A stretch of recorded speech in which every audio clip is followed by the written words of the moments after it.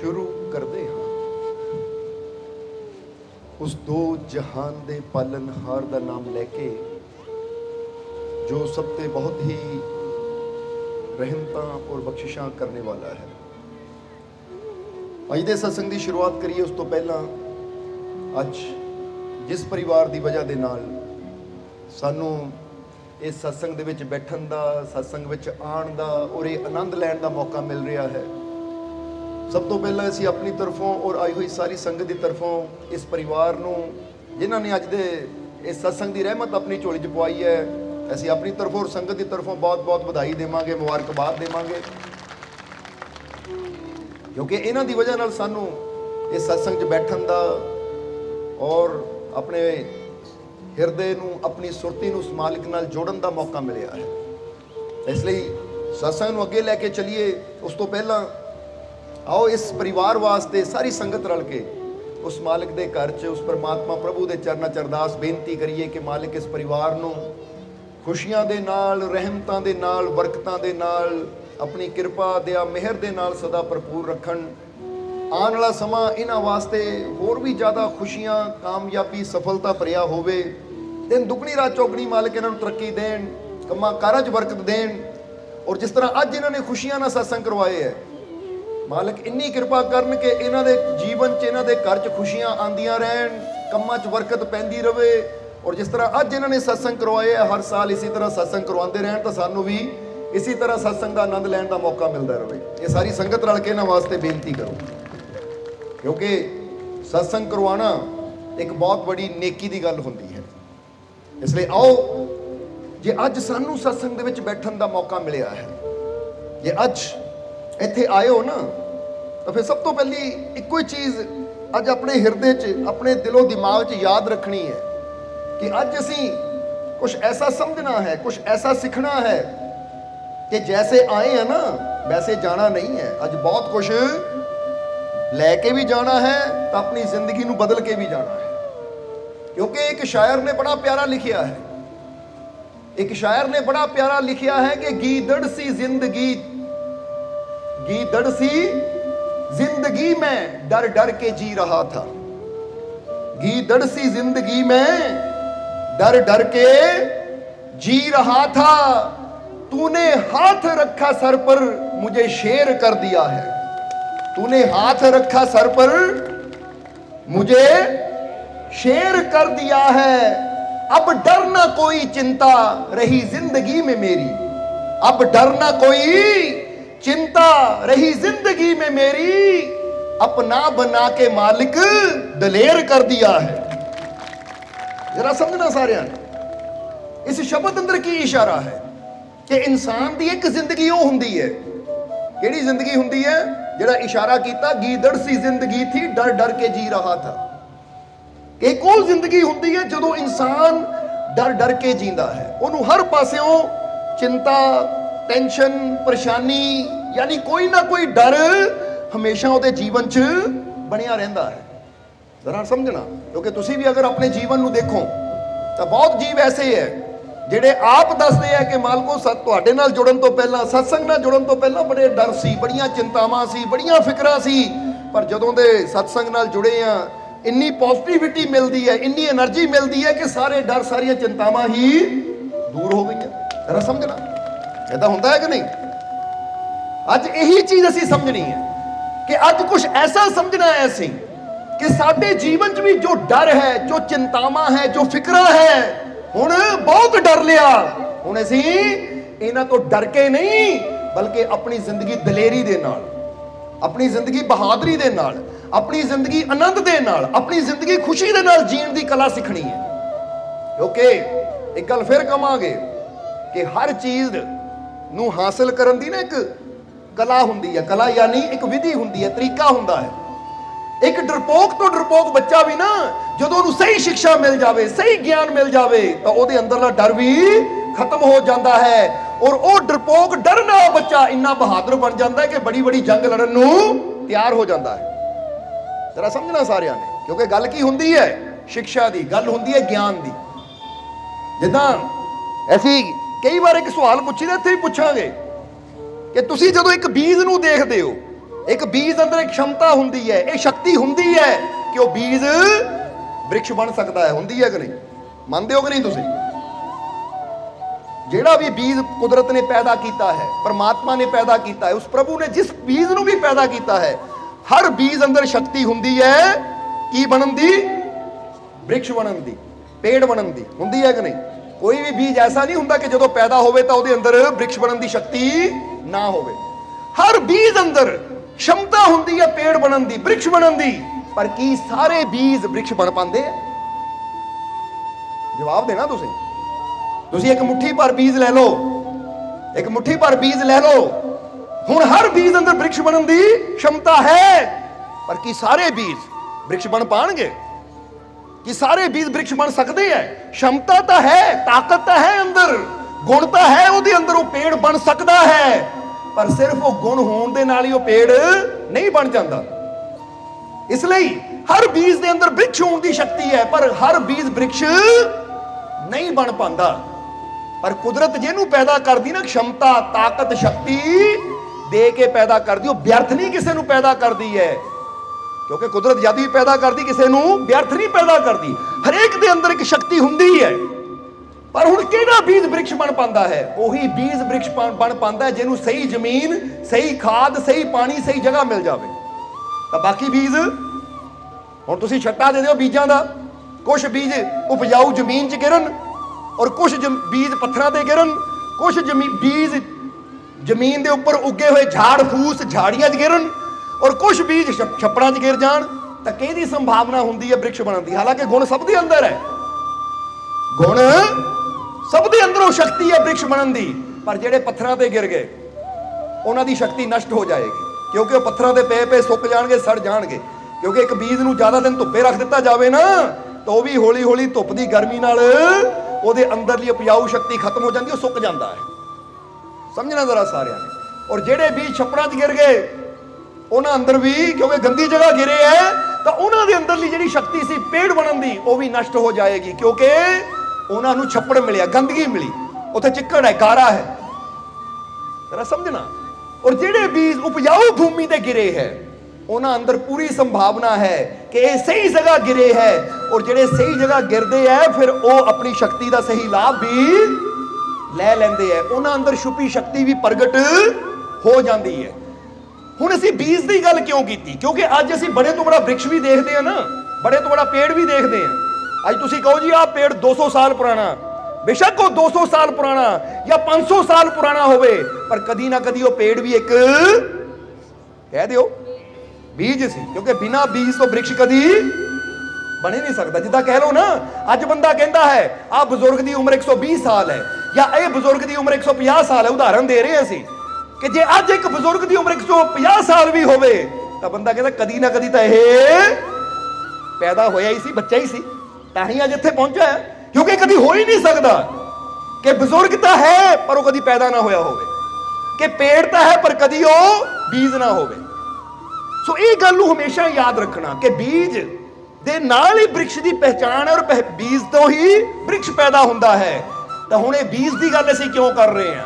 क्योंकि ये चीज़ साडे जीवन नाल भी जुड़ी हुई है कि परमात्मा जद भी किसी बच्चे नूं दुनिया ते पैदा करदा है तो उहदे अंदर भी बड़ियां शक्तियां हुंदियां है, बड़ियां संभावना हुंदियां है, बड़ी क्षमता हुंदी है। जिद्दां हर बीज अंदर क्षमता है वृक्ष बनन दी, और जदों वृक्ष बनदा तो उहदे अंदर हज़ारां ही फल लगदे है। बोलो समझते हो कि नहीं? इसलिए हर बच्चा जदों दुनिया ते आंदा है, हर बच्चा जदों दुनिया ते पैदा हुंदा है तो वह भी एक क्षमता, एक शक्ति लैके आंदा है। उहदे अंदर भी परमात्मा वो क्षमता, वो शक्ति पैदा करके उन्होंने भेजदा है, यानी वो शक्ति उहदे अंदर रख के भेजदा है कि वो बच्चा कुछ भी बन सकता है, बच्चा कुछ भी बन सकता है, कुछ भी हासिल कर सकता है, किसी मंजिल तक भी बच्चा पहुंच सकता है। इन्नी क्षमता हुंदी है उहदे अंदर भी। तां ही तां तुसीं देखदे हो ना, कई बच्चे साइंटिस्ट बन जाते हैं, कई बच्चे मिनिस्टर बन जाते हैं, प्रधानमंत्री बन जाते हैं, राष्ट्रपति बन जाते हैं, कई बच्चे बड़े तो बड़े डॉक्टर बन जाते हैं, स्पैशलिस्ट, कई बच्चे बड़े बड़े अफसर बन के बह जाते हैं कुर्सियां ते। क्योंकि इत्थों की पता लगता है, कई बच्चे ऐसे हुंदे हैं जिहड़े माउंट एवरेस्ट नूं फतेह कर लैंदे बड़े हो के, कई बच्चे ऐसे हुंदे हैं जिहड़े बड़े हो के चंद्रमे तक पहुंच जाते हैं। पहुंच जाते कि नहीं?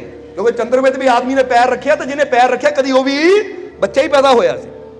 जिन्हें माउंट एवरेस्ट फतेह किया वो भी कदी बच्चा ही पैदा होया सी। ਜਿਹੜੇ ਅੱਜ बड़े बड़े अफसर बन के, चाहे वो राष्ट्रपति कह लो, प्रधानमंत्री कह लो, या कोई भी बड़ी तो बड़ी अहुदे ते बैठा है, कदी ना कदी बच्चा बन के जन्म लिया सी। इत्थों की पता लगता है कि जो कुदरत यानी परमात्मा साडा मालिक सानू दुनिया ते जन्म दिंदा है, तो साडे अंदर हर तरह की क्षमता, हर तरह की शक्ति रख के भेजदा है दुनिया ते कि तू कुछ भी बन सकता है, तू कुछ भी हासिल कर सकता है, तू किसी भी मंजिल ते पहुंच सकता है, क्योंकि तेरे अंदर में शक्ति रखी हुई है। और हुण फिर हर कोई जिद्दां दस्सिया कि हर बीज वृक्ष नहीं बन पाता। जे हुण शक्ति परमात्मा ने हर बीज अंदर रखी है, पर हर बीज वृक्ष नहीं बन पाता, क्यों नहीं बन पाता? उसका कारण दस दिता तुहानूं। क्योंकि जिहड़ा पत्थरां ते गंदे नालियां च गिर गया या जिहड़ा झाड़ियां च गिर गया, वो फिर बीज ही रह जाता है, सड़ जाता है, खत्म हो जाता, उसकी शक्ति कभी प्रगट हो ही नहीं पाती, वो आसमान दी बुलंदियां तक कभी पहुंच ही नहीं पाता। इसी तरह ये परमात्मा ने साडे अंदर एक क्षमता रखी है कि असीं कुछ भी हासिल कर सकते हैं। यानी बच्चा जो पैदा होता कुछ भी हासिल कर सकता है, किसी भी चीज नूं प्राप्त कर सकता है, किसी भी मंजिल ते पहुंच सकता है। जरा हुण गौर करना, फिर बच्चे क्यों नहीं पहुंच पाते? फिर बच्चे कर क्यों नहीं पाते? फिर बच्चे वो बन क्यों नहीं पाते? जो उन्हां दे अंदर क्षमता छुपी हुई है, उसका लाभ क्यों नहीं लै पाते? अज थोड़ा जिहा यही समझना है, असीं समझण नूं तैयार हो कि नहीं? क्योंकि अगर असीं ये दो चार चीज़ां नूं समझ लईए तो साडे जीवन भी बदलाव आ सकता है और साडे बच्चों के जीवन भी बदलाव आ सकता है। जरा समझना सारिਆਂ ने। इसलिए हुण कारण की है? कारण की है कि इंसान के अंदर इन्नियां शक्तियां कुदरत ने रखियां है, इन्नियां ताकतां उस परमात्मा ने रखियां है, पर फिर भी कई उस ताकत का इस्तेमाल कर लेंदे तो कई कर ही नहीं पाते। तुसीं देखदे हो ना, कई राजे महाराजे बन के बहंदे तो कई धरती ते बह के भीखे मंगते रहंदे सारी जिंदगी। कोई पढ़ लिख के किते मुकाम ते पहुंच जाता तो कोई अनपढ़ता वाली जिंदगी ही जिउंदा है। कारण की है? ਇਹਦਾ ਕਾਰਨ ਕੀ ਹੈ? ਜੇ ਸ਼ਕਤੀ ਹੈ ਸਾਡੇ ਅੰਦਰ ਕੁਦਰਤ ਨੇ ਰੱਖੀ, ਤਾਂ ਸਭ ਤੋਂ ਪਹਿਲੀ ਇੱਕ ਗੱਲ ਕਵਾਂਗੇ, ਅਸੀਂ ਬਹੁਤ ਵਾਰ ਕਹਿੰਦੇ ਆ ਕਿ ਸਭ ਤੋਂ ਪਹਿਲੀ ਇੱਕ ਗੱਲ ਇਹ ਜਾਣ ਲਓ ਕਿ ਤੁਹਾਡੇ ਅੰਦਰ ਬੜੀ क्षमता ਹੈ, ਤੁਹਾਡੇ ਅੰਦਰ ਬੜੀ ਸ਼ਕਤੀ ਹੈ। ਕਿਉਂਕਿ ਜਦ ਤੱਕ ਬੰਦੇ ਦੀ ਮੌਤ ਨਹੀਂ ਹੁੰਦੀ ਨਾ, ਉਹਦੇ ਕੋਲ ਟਾਈਮ ਹੈ, ਸਮਾਂ ਹੈ ਕੁਝ ਕਰਨ ਦਾ, ਕੁਝ ਬਣਨ ਦਾ, ਉਹ ਕੁਝ ਵੀ ਹਾਸਿਲ ਕਰ ਸਕਦਾ ਹੈ। ਤਾਂ ਜੇ ਬੰਦਾ ਕਵੇ ਉਮਰ ਕਿ ਲੈ ਬਈ ਹੁਣ ਤਾਂ ਬੁੜੇ ਹੋ ਗਏ ਉਮਰ, ਤਾਂ ਜਿਨ੍ਹਾਂ ਦੇ ਅੰਦਰ ਲਗਨ ਹੋਵੇ ਨਾ, ਕੁਝ ਕਰਨ ਦੀ ਭਾਵਨਾ ਹੋਵੇ, ਉੱਥੇ ਵੀ ਉਮਰ एज मायने नहीं रखांदी। उत्थे दा बंदा अगर सोच लवे तो फिर जो नौजवान नहीं कर सकता, बिरध भी कर सकते, करके दिखा देते हो। गल तो सोच दी है। नहीं तो तुसी इदां दी कई सच्चियां घटनावां तुसी पिछे पढ़ के देख सकते हो। इदां कई इदां दी चीज़ां है कि जिन्हां नूं सक्सैस मिलिया, कामयाबी मिली, कईयां नूं तां मिली 60 साल की उम्र तो बाद जाके। जरा हुण गौर करने वाली गल है। और कई इदां दे भी देखिया है, पढ़िया है, असी देखिया उन्हां दी जिंदगी बारे कि अमेरिका दे विच एक औरत, ओहदा एक सपना सी, उहनूं कैंसर दा रोग हो गया।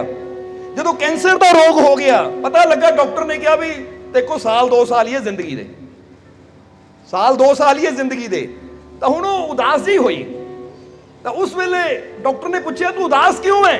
वो कहंदी बस उदास है कि बचपन च मेरी एक ख्वाहिश सी कि मैं प्रोफैसर बनना चाहती सी, वो नहीं बन पाई क्योंकि मेरी शादी हो गई, फिर बच्चों को संभालने च इन्नी लागे नहीं कर पाई। वो कहते हुण टाइम है तेको, हुण टाइम है तेको, तो हुण टेस्ट दे, हुण प्रोफैसर लग जा, कम से कम 2 साल तेरे कोल है। मरन लग्या ये तो ना होवे काश मैं ये कर लैंदी, या क्योंकि जो काश शब्द है ना, काश मैं उदों ये कर लैंदी या काश मैं कर लैंदा, नहीं। कहते उस वेले उसने सलाह दी, तो उन्हें कहा इस उम्र च हुण मेरी उम्र 80 साल के लागे, मैं कर सकती हाँ? वो कहते सब कुछ हो सकता है। फिर कहते वाकई उन्हें गल मनी कि हुण है ही 2 साल, तो चलो ट्राई करिए, ट्राई करिए। तो उन्हें टेस्ट दिते, टेस्ट में पास हो गई। कहते सब तो ओल्ड महिला उही सी जदों टेस्ट में उन्हें जिद्दां ना तुसीं 10वीं के ओपन पेपर दे सकते हो, +2 के ओपन पेपर दे सकते हो, उम्र नहीं उत्थे मैं मायने रखांदी, बस तुहानूं नॉलेज होनी चाहिए। कहते उन्हें टेस्ट दिते, पहला टेस्ट दिता फेल हो गई, दूजा दिता फेल हो गई, फिर तीजा दिता, तीसरी बारी वो सफल हो गई। और फिर जो पास हुई तो उन्हें कॉलेज में एप्लीकेशन दी, ਤਾਂ ਉਹ ਦੱਸਦੇ ਹੈ ਕਿ ਉਸ ਵੇਲੇ ਜਦੋਂ ਉਹਦਾ ਸਿਲੈਕਸ਼ਨ ਹੋਈ ਤਾਂ ਸਭ ਤੋਂ 올ਡ ਪ੍ਰੋਫੈਸਰ ਉਹ ਉੱਥੇ ਸੀ। ਪਰ ਸਭ ਤੋਂ ਹੈਰਾਨੀ ਦੀ ਗੱਲ ਇਹ ਕਿ ਜਦੋਂ ਉਹ ਕਾਲਜ ਜਾ ਕੇ ਬੱਚਿਆਂ ਨੂੰ ਪੜ੍ਹਾਉਣ ਲੱਗੀ ਤਾਂ ਇੰਨੀ ਖੁਸ਼ ਹੋਈ ਉਹ ਕਿ ਮੇਰਾ ਇੱਕ ਸੁਪਨਾ ਸੀ ਜੋ ਮੈਂ ਜਵਾਨੀ 'ਚ ਦੇਖਿਆ ਸੀ ਅੱਜ ਪੂਰਾ ਹੋ ਗਿਆ। ਜਰਾ ਸਮਝਣਾ, ਇੰਨੀ ਖੁਸ਼ ਹੋਈ ਕਿ ਜਿਹੜਾ ਡਾਕਟਰ ਨੇ ਟਾਈਮ ਦਿੱਤਾ ਸੀ ਨਾ 2 ਸਾਲ ਦਾ, ਉਹ ਕਹਿੰਦੇ ਫਿਰ ਕੀ ਹੋਇਆ ਕਿ 85 ਸਾਲ ਦੀ ਉਮਰ 'ਚ, ਜਰਾ ਹੁਣ ਗੌਰ ਕਰਨਾ, ਯਾਨੀ 80-85 ਸਾਲ ਦੀ ਉਮਰ ਪ੍ਰੋਫੈਸਰ ਬਣੀ ਤਾਂ ਫਿਰ ਪੜ੍ਹ ਰਹੇ ਸੀ ਅਸੀਂ ਕਿ 95 ਸਾਲ ਦੀ ਉਮਰ 'ਚ ਅੱਜ ਵੀ ਜੀ ਰਹੀ ਹੈ। ਉਹ ਖੁਸ਼ੀ ਇੰਨੀ ਹੈ ਕਿ ਉਹਦਾ ਕੈਂਸਰ ਵੀ ਠੀਕ ਹੋ ਗਿਆ। ਕਿਉਂਕਿ ਜਦੋਂ ਬੰਦਾ ਖੁਸ਼ ਹੁੰਦਾ ਹੈ ਨਾ, ਹੱਸਦਾ ਹੈ, ਮੁਸਕਰਾਉਂਦਾ ਹੈ, ਤਾਂ ਜਰਾ ਹੁਣ ਗੌਰ ਕਰਨਾ, ਇਹ ਗੱਲ ਬੜੀ ਸਮਝਣ ਵਾਲੀ ਹੈ ਕਿ ਜਦੋਂ ਬੰਦਾ ਖੁਸ਼ ਹੁੰਦਾ ਹੈ ਤਾਂ ਉਹਦੇ ਅੰਦਰ ਬਾਡੀ 'ਚ ਸੈੱਲ ਹੀ ਇਦਾਂ ਦੇ ਬਣਦੇ ਆ ਪੋਜ਼ਿਟਿਵਿਟੀ ਵਾਲੇ ਕਿ ਉਹਦੀਆਂ ਬਿਮਾਰੀਆਂ ਵੀ ਠੀਕ ਹੋਣੀਆਂ ਸ਼ੁਰੂ ਹੋ ਜਾਂਦੀਆਂ। ਔਰ ਇਹ ਕੋਈ ਸਿਰਫ ਕਹਾਣੀਆਂ ਨਹੀਂ ਹੈ, ਹਕੀਕਤ ਹੈ, ਸੱਚਾਈ ਹੈ ਇਹ ਜ਼ਿੰਦਗੀ ਦੀ ਕਿ ਜਦੋਂ ਤੁਸੀਂ ਖੁਸ਼ ਰਹਿੰਦੇ ਹੋ, ਹੱਸਦੇ ਹੋ, ਮੁਸਕਰਾਉਂਦੇ ਹੋ, ਅਸੀਂ ਕਈ ਵਾਰ ਦੱਸਿਆ ਹੈ ਕਿ ਤੁਹਾਡੇ ਹੱਸਣ ਨਾਲ, ਖੁਸ਼ ਰਹਿਣ ਨਾਲ ਹੀ ਤੁਹਾਡੇ ਜਿਹੜੇ ਬਲੱਡ ਅੰਦਰ ਨਾ ਐਸੇ ਸੈੱਲ ਬਣਦੇ ਹੈ ਜੋ ਤੁਹਾਡੇ ਅੰਦਰਲੀਆਂ ਬਿਮਾਰੀਆਂ ਨੂੰ ਖਤਮ ਕਰਨਾ ਸ਼ੁਰੂ ਕਰ ਦਿੰਦੇ ਹੈ। ਤਾਂ ਹੀ ਤੁਹਾਨੂੰ ਕਿਹਾ ਕਿ ਦਿਨ 'ਚ ਨਾ ਜਿੱਦਾਂ ਰੋਟੀ ਖਾਣ ਨੂੰ ਟਾਈਮ ਕੱਢਦੇ ਹੋ, ਰੋਟੀ ਖਾਣ ਵਾਸਤੇ ਟਾਈਮ ਕੱਢਦੇ ਹੋ, ਨਹਾਉਣ ਨੂੰ ਟਾਈਮ ਕੱਢਦੇ ਹੋ, ਇਸ਼ਨਾਨ ਕਰਨ ਨੂੰ ਯਾਨੀ ਬਾਥ ਲੈਣ ਨੂੰ ਟਾਈਮ ਕੱਢਦੇ ਹੋ, ਜਾਂ ਹੋਰ ਚੀਜ਼ਾਂ ਵਾਸਤੇ ਟਾਈਮ ਕੱਢਦੇ ਹੋ, ਇੱਕ ਟਾਈਮ ਰੱਖੋ ਕਿ ਆਹ ਟਾਈਮ ਮੈਂ 10-15 ਮਿੰਟ ਹੱਸਣਾ ਹੀ ਹੈ ਬਸ।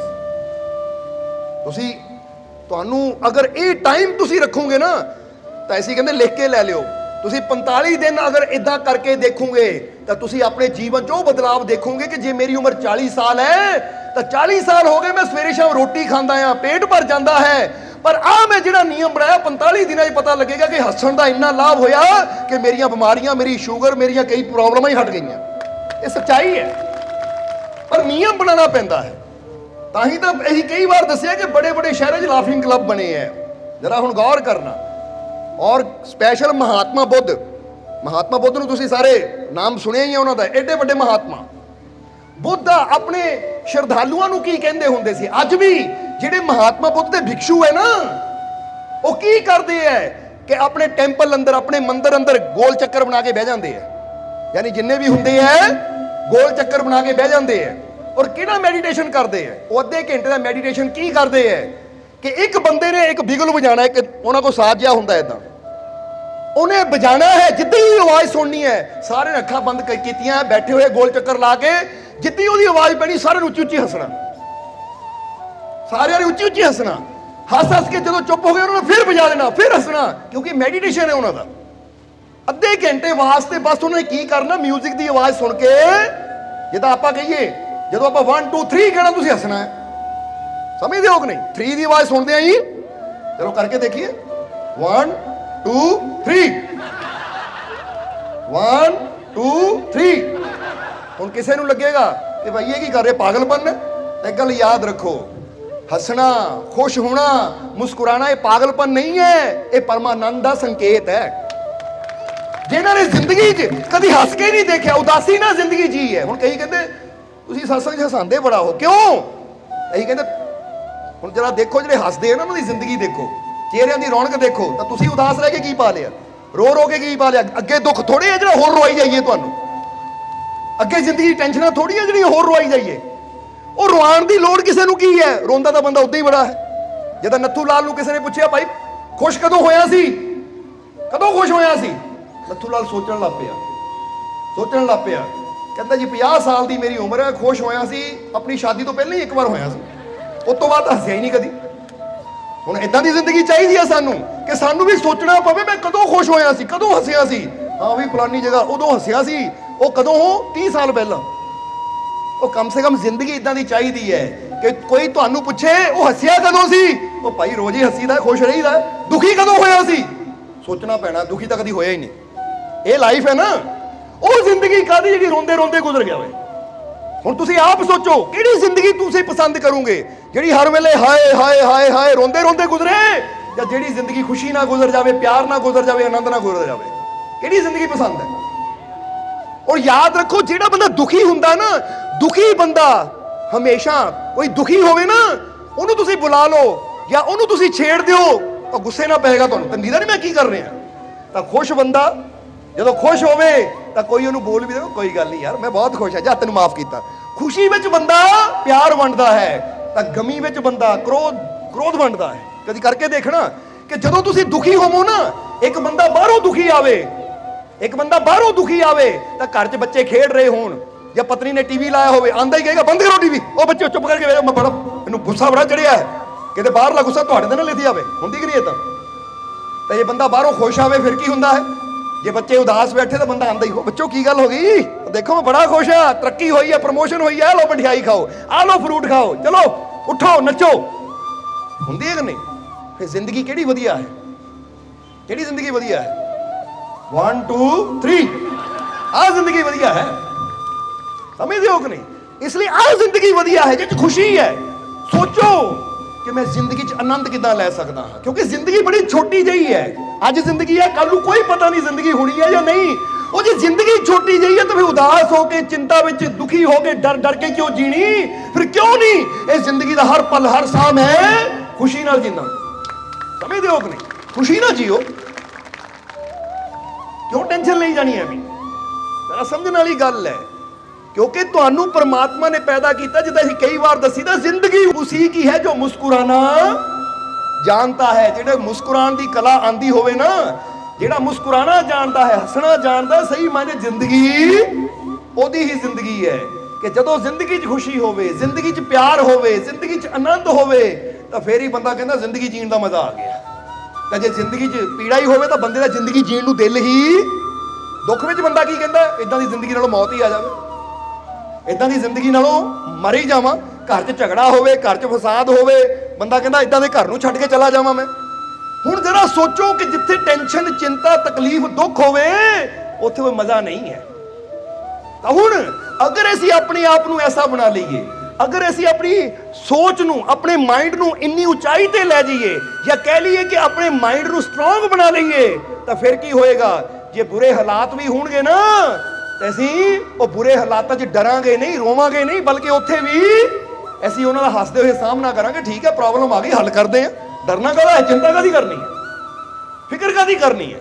ਕਿਉਂਕਿ ਜ਼ਿੰਦਗੀ 'ਚ ਪ੍ਰੋਬਲਮਾਂ ਤਾਂ ਆਣੀਆਂ ਹੀ ਹੈ, ਜ਼ਿੰਦਗੀ 'ਚ ਮੁਸ਼ਕਿਲਾਂ ਤਾਂ ਆਣੀਆਂ ਹੀ ਹੈ। ਕੋਈ ਜ਼ਿੰਦਗੀ ਐਸੀ ਨਹੀਂ ਹੈ ਜਿਸ 'ਚ ਕੋਈ ਮੁਸ਼ਕਿਲ ਨਾ ਹੋਵੇ। ਤੁਸੀਂ ਪੜ੍ਹ ਕੇ ਦੇਖ ਲਓ ਗੁਰੂਆਂ ਰਹਿਬਰਾਂ ਦੀ ਜ਼ਿੰਦਗੀ, ਪੀਰਾਂ ਫਕੀਰਾਂ ਅਵਤਾਰਾਂ ਦੀ ਜ਼ਿੰਦਗੀ। ਅੱਜ ਆਮ ਇਨਸਾਨ ਦੀ ਜ਼ਿੰਦਗੀ 'ਚ ਉਦਾਂ ਦੀਆਂ ਮੁਸ਼ਕਿਲਾਂ ਨਹੀਂ ਆਈਆਂ ਜਿੱਦਾਂ ਦੀਆਂ ਮੁਸ਼ਕਿਲਾਂ ਦਾ ਸਾਹਮਣਾ ਉਹਨਾਂ ਗੁਰੂਆਂ ਰਹਿਬਰਾਂ ਨੂੰ ਕਰਨਾ ਪਿਆ, ਜਿਨ੍ਹਾਂ ਨੂੰ ਅਸੀਂ ਅੱਜ ਪੂਜਦੇ ਹਾਂ। ਜਿੰਨਾ ਮੁਸ਼ਕਿਲਾਂ ਦਾ ਸਾਹਮਣਾ ਉਹਨਾਂ ਨੂੰ ਕਰਨਾ ਪਿਆ। ਹੁਣ ਅੱਜ ਗੱਲ ਕਰੀਏ ਸ਼੍ਰੀ ਰਾਮ ਦੀ, 14 ਸਾਲ ਦਾ ਬਨਵਾਸ, ਜੰਗਲਾਂ 'ਚ ਰਹਿਣਾ। ਬੰਦਾ ਤਾਂ ਫਿਰ ਆਪਣੇ ਘਰਾਂ 'ਚ ਬੈਠਾ ਹੈ, ਪਰ ਫਿਰ ਵੀ ਕਹਿੰਦੇ ਰਾਮ ਨੇ ਕਦੀ ਰੋਇਆ ਨਹੀਂ, ਕਦੀ ਹਾਏ ਨਹੀਂ ਕੀਤੀ। ਉਹਨਾਂ ਦੇ ਚਿਹਰੇ ਤੇ ਹਮੇਸ਼ਾ ਮਿੱਠੀ ਜਿਹੀ ਸਮਾਈਲ ਰਹਿੰਦੀ ਸੀ। ਉਹ ਕਹਿੰਦੇ ਜੇ ਆ ਹੀ ਗਿਆ ਹੈ ਤਾਂ ਰੋ ਕੇ ਕੀ, ਖੁਸ਼ੀ ਨਾਲ ਇਹਦਾ ਸਾਹਮਣਾ ਕਰਦੇ ਆ। ਕਿਉਂਕਿ ਜਦੋਂ ਅਸੀਂ ਕਿਸੇ ਚੀਜ਼ ਦਾ ਸਾਹਮਣਾ ਖੁਸ਼ੀ ਨਾਲ ਕਰਦੇ ਤਾਂ ਚੀਜ਼ ਆਸਾਨ ਹੋ ਜਾਂਦੀ ਹੈ। ਉਹ ਟਾਈਮ ਕੱਟਣਾ, ਉਹ ਮੁਸ਼ਕਿਲ ਚੋਂ ਨਿਕਲਣਾ ਆਸਾਨ ਹੋ ਜਾਂਦਾ ਹੈ। ਬੋਲੋ ਸਮਝਦੇ ਹੋ ਕਿ ਨਹੀਂ? ਜਿੱਦਾਂ ਨੂੰ ਫਰਜ਼ ਕਰੋ ਤੁਹਾਡੇ ਹੱਥ ਤੇ ਕੋਈ ਸੱਟ ਲੱਗ ਗਈ, ਹੁਣ ਸੱਟ ਲੱਗੀ ਹੈ, ਦਰਦ ਉਨੀ ਹੈ, ਪਰ ਤੁਸੀਂ ਹਾਏ ਹਾਏ ਮਰ ਗਿਆ, ਦਰਦ ਬੜੀ ਹੋ ਰਹੀ ਹੈ, ਦਰਦ ਬੜੀ ਹੋ ਰਹੀ ਹੈ, ਦਰਦ ਬੜੀ ਹੋ ਰਹੀ ਹੈ। ਤੇ ਇਹਦੇ ਨਾਲ ਕੀ ਹੈ? ਦਰਦ ਹੋਰ ਵੀ ਵੱਧ ਜਾਣੀ ਹੈ, ਵੱਧ ਜਾਣੀ ਹੈ ਕਿ ਨਹੀਂ? ਦਰਦ ਹੋਰ, ਕਿਉਂਕਿ ਜਿੰਨਾ ਅਸੀਂ ਹਾਏ ਹਾਏ ਕਰੀਏ ਨਾ ਵੱਧ ਜਾਣੀ ਹੈ। ਤਾਂ ਦੂਸਰਾ ਇਨਸਾਨ ਹੈ, ਸੱਟ ਲੱਗ ਗਈ, ਕੋਈ ਆਂਦਾ ਹੈ, ਕੋਈ ਉਹਦੇ ਕੋਲ ਖੜਾ ਹੈ, ਸੱਟ ਲੱਗ ਗਈ, ਉਹ ਕੀ ਹੋਏ? ਉਹ ਯਾਰ ਇਦਾਂ ਸੱਟਾਂ ਲੱਗਦੀਆਂ ਰਹਿੰਦੀਆਂ, ਆਪਣੀ ਗੱਲ ਦੱਸ ਤੂੰ ਸੁਣਾ ਕਿੱਦਾਂ? ਠੀਕ ਆ, ਉਹ ਇਦਾਂ ਦੀਆਂ ਸੱਟਾਂ ਤਾਂ ਲੱਗਦੀਆਂ ਰਹਿੰਦੀਆਂ ਹੈ। ਹੁਣ ਉਹਦੇ ਨਾਲ ਕੀ ਹੋਣਾ ਹੈ? ਜਦੋਂ ਬੰਦਾ ਉਧਰੋਂ ਬੇਪਰਵਾਹੀ ਜਿਹਾ ਹੋ ਜਾਂਦਾ ਨਾ, ਤਾਂ ਦਰਦ ਤਾਂ ਹੈ, ਪਰ ਹੁਣ ਦਰਦ ਵਧਣੀ ਨਹੀਂ ਹੈ, ਉੱਥੋਂ ਘਟਣੀ ਸ਼ੁਰੂ ਹੋ ਜਾਣੀ ਹੈ, ਕਿਉਂਕਿ ਅਸੀਂ ਉਹਦੀ ਪਰਵਾਹੀ ਨਹੀਂ ਕੀਤੀ। ਸਮਝਦੇ ਹੋ ਕਿ ਨਹੀਂ? ਹੁਣ ਕਈ ਵਾਰ ਕੀ ਹੈ ਕਿ ਬੰਦੇ ਦੇ ਜੀਵਨ 'ਚ ਦੁੱਖ ਤਾਂ ਆਂਦਾ ਹੈ, ਉਹ ਦੁੱਖ ਤਾਂ ਇੰਨਾ ਕੁ ਹੁੰਦਾ ਹੈ, ਪਰ ਬੰਦਾ ਗੱਲਾਂ ਇਦਾਂ ਵਧਾ ਕੇ ਦੱਸਦਾ ਹੈ ਦੂਜਿਆਂ ਨੂੰ ਕਿ ਹਰ ਵੇਲੇ ਉਹਦੀ ਜ਼ੁਬਾਨ ਤੇ ਦੁੱਖ ਹੀ ਦੁੱਖ ਰਹਿੰਦਾ ਹੈ।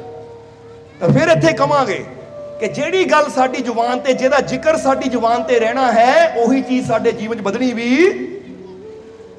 ਸ਼ੁਰੂ ਹੋ ਜਾਣੀ। ਜੇ ਦੁੱਖਾਂ ਦੀ ਗੱਲ ਹੀ ਹਰ ਵੇਲੇ ਕਰਾਂਗੇ ਤਾਂ ਸਾਡੇ ਜੀਵਨ 'ਚ ਦੁੱਖ ਹੀ ਵਧਣੇ ਹੈ। ਤਾਂ ਜੇ ਖੁਸ਼ੀਆਂ ਦੀ ਗੱਲ ਹਰ ਵੇਲੇ ਕਰਾਂਗੇ ਤਾਂ ਸਾਡੇ ਜੀਵਨ 'ਚ ਖੁਸ਼ੀਆਂ ਵਧਣੀਆਂ ਹੈ। ਇਸ ਲਈ ਅਸੀਂ ਇੱਕ ਨੁਕਤਾ ਦੇਣਾ ਤੁਹਾਨੂੰ, ਉਹ ਕੀ ਹੈ ਕਿ ਪੋਜ਼ਿਟਿਵ ਸੋਚਣਾ ਵੀ ਹੈ ਤਾਂ ਪੋਜ਼ਿਟਿਵ ਬੋਲਣਾ ਵੀ ਹੈ। ਔਰ ਸਮਝ, ਅੱਛਾ ਸੋਚਣਾ ਵੀ ਹੈ ਕਿ ਮੇਰੇ ਨਾਲ ਸਭ ਕੁਝ ਅੱਛਾ ਹੋਏਗਾ, ਔਰ ਅੱਛਾ ਬੋਲਣਾ ਵੀ ਹੈ। ਜਿੱਦਾਂ ਹੁਣ ਫਰਜ਼ ਕਰੋ, ਅੱਛਾ ਬੋਲਣ ਦਾ ਮਤਲਬ ਕੀ ਹੈ ਕਿ ਤੁਸੀਂ ਫਰਜ਼ ਕਰੋ ਤੁਹਾਡੇ ਕਿਤੇ ਦਰਦ ਹੋ ਰਹੀ ਹੈ, ਕੋਈ ਆ ਕੇ ਪੁੱਛਦਾ ਹੈ ਹਾਂ ਵੀ ਕਿੱਦਾਂ, ਠੀਕ ਹੈ ਤੂੰ? ਤਾਂ ਬੰਦਾ ਕਹਿੰਦਾ ਨਹੀਂ ਯਾਰ ਬੜੀ ਦਰਦ ਹੈ, ਦੇਖ ਇੱਥੇ ਤਾਂ ਬੁਰਾ ਹਾਲ ਹੋ ਗਿਆ, ਲੱਗਦਾ ਦਰਦ ਨੇ ਮੇਰੀ ਜਾਨ ਹੀ ਲੈ ਜਾਣੀ ਹੈ। ਇਹ ਨੈਗੇਟਿਵ ਹੈ। ਇਹਨੂੰ ਕਹਿੰਦੇ ਨੈਗੇਟਿਵਿਟੀ। ਅਸੀਂ ਆਪਣੀ ਦਰਦ ਨੂੰ ਇਹਦੇ ਨਾਲ ਜੋੜਨੇ ਨਾਲ ਜਾਨ ਹੀ ਲੈ ਕੇ ਜਾਣਾ ਹੈ। ਤਾਂ ਹੁਣ ਹੋਣਾ ਕੀ ਹੈ, ਵਾਕਈ ਉਹ ਦਰਦ ਇੰਨੀ ਲੰਬੀ ਰਹਿਣੀ ਹੈ ਕਿ ਤੁਹਾਡੀ ਜਾਨ ਜਾਣੀ ਹੈ, ਕਿਉਂਕਿ ਤੁਸੀਂ ਆਪ ਹੀ ਆਪਣੀ ਜਾਨ ਨਾਲ ਦਰਦ ਨੂੰ ਜੋੜ ਦਿੱਤਾ। ਪਰ ਜੇ ਤੁਸੀਂ ਕਹਿੰਦੇ ਹੋ ਉਹ ਦਰਦ ਠੀਕ ਹੈ ਯਾਰ, ਇਦਾਂ ਹੀ ਦਰਦਾਂ ਆਉਂਦੀਆਂ ਜਾਂਦੀਆਂ ਰਹਿੰਦੀਆਂ ਹੈ, ਕੋਈ ਪਰਵਾਹ ਨਹੀਂ, ਮੇਰਾ ਮਾਲਿਕ ਜੇ ਮੇਰੇ ਨਾਲ ਹੈ ਤੇ ਦਰਦਾਂ ਵੀ ਠੀਕ ਹੋ ਜਾਣਗੀਆਂ, ਹੋਰ ਗੱਲ ਦੱਸ ਦੋ। ਦਰਦ ਦੀ ਗੱਲ ਕੀ ਕਰਨੀ, ਖੁਸ਼ੀਆਂ ਦੀ ਗੱਲ ਕਰਦੇ ਹਾਂ। ਚੀਜ਼ ਉੱਥੇ ਹੀ ਹੈ, ਪਰ ਅਸੀਂ ਉਹਦਾ ਜ਼ਿਕਰ ਨਹੀਂ ਕਰਦੇ, ਤਾਂ ਸਾਡੀ એનર્ਜੀ ਉਹਦੇ ਵੱਲ ਲੱਗਣ ਦੀ ਬਜਾਏ ਦੂਜੇ ਪਾਸੇ ਲੱਗਣੀ ਸ਼ੁਰੂ ਹੋ ਗਈ। ਸਮਝਦੇ ਹੋ ਕਿ ਨਹੀਂ? ਹੁਣ ਇੱਕ ਵਾਰੀ ਨਾ ਥੋੜੀ ਦੇਰ ਵਾਸਤੇ ਅੱਖਾਂ ਬੰਦ ਕਰੋ। ਅੱਖਾਂ ਬੰਦ ਕਰਕੇ ਥੋੜਾ ਫੀਲ ਕਰਨਾ ਸੀ। ਕੀ ਫੀਲ ਕਰਨਾ ਹੈ, ਕੀ ਮਹਿਸੂਸ ਕਰਨਾ ਹੈ? ਕਿ ਕੋਈ ਨਾ ਦੁੱਖ ਦੀ ਗੱਲ, ਕੋਈ ਪਰੇਸ਼ਾਨੀ ਦੀ ਗੱਲ, ਕਿ ਕਿਸੇ ਨੇ ਮੇਰਾ ਅਪਮਾਨ ਕੀਤਾ, ਕਿਸੇ ਨੇ ਮੈਨੂੰ ਤਕਲੀਫ ਦਿੱਤੀ, ਕਿਸੇ ਨੇ ਮੈਨੂੰ ਬੁਰਾ ਬੋਲਿਆ, ਕਦੀ ਉਹਦੀ ਗੱਲ ਬੰਦਾ ਸੋਚਾਂਗੇ ਤਾਂ ਜਦੋਂ ਸੋਚਦੇ ਹਾਂ ਤਾਂ ਅੰਦਰ ਸਾਡੀ એનર્ਜੀ ਦਾ ਲੈਵਲ ਡਾਊਨ ਹੁੰਦਾ ਹੈ। ਸਾਡੀ એનર્ਜੀ ਦਾ ਲੈਵਲ ਡਾਊਨ ਹੁੰਦਾ ਹੈ ਕਿ ਲੈ ਵੀ ਕਿਸੇ ਨੇ ਮੇਰਾ ਅਪਮਾਨ ਕੀਤਾ ਜਾਂ ਮੈਨੂੰ ਆਹ ਪੀੜਾ ਸੀ। ਪਰ ਹੁਣ ਜਰਾ ਇਹਨੂੰ ਉਲਟ ਸੋਚੀਏ ਕਿ ਮੈਂ ਬਹੁਤ, ਅੱਖਾਂ ਬੰਦ ਕਰਕੇ, ਮੈਂ ਬਹੁਤ ਬੋਲਣਾ ਹੈ, ਨਾਲ ਨਾਲ ਬੋਲਣਾ ਹੈ, ਮੈਂ ਬਹੁਤ,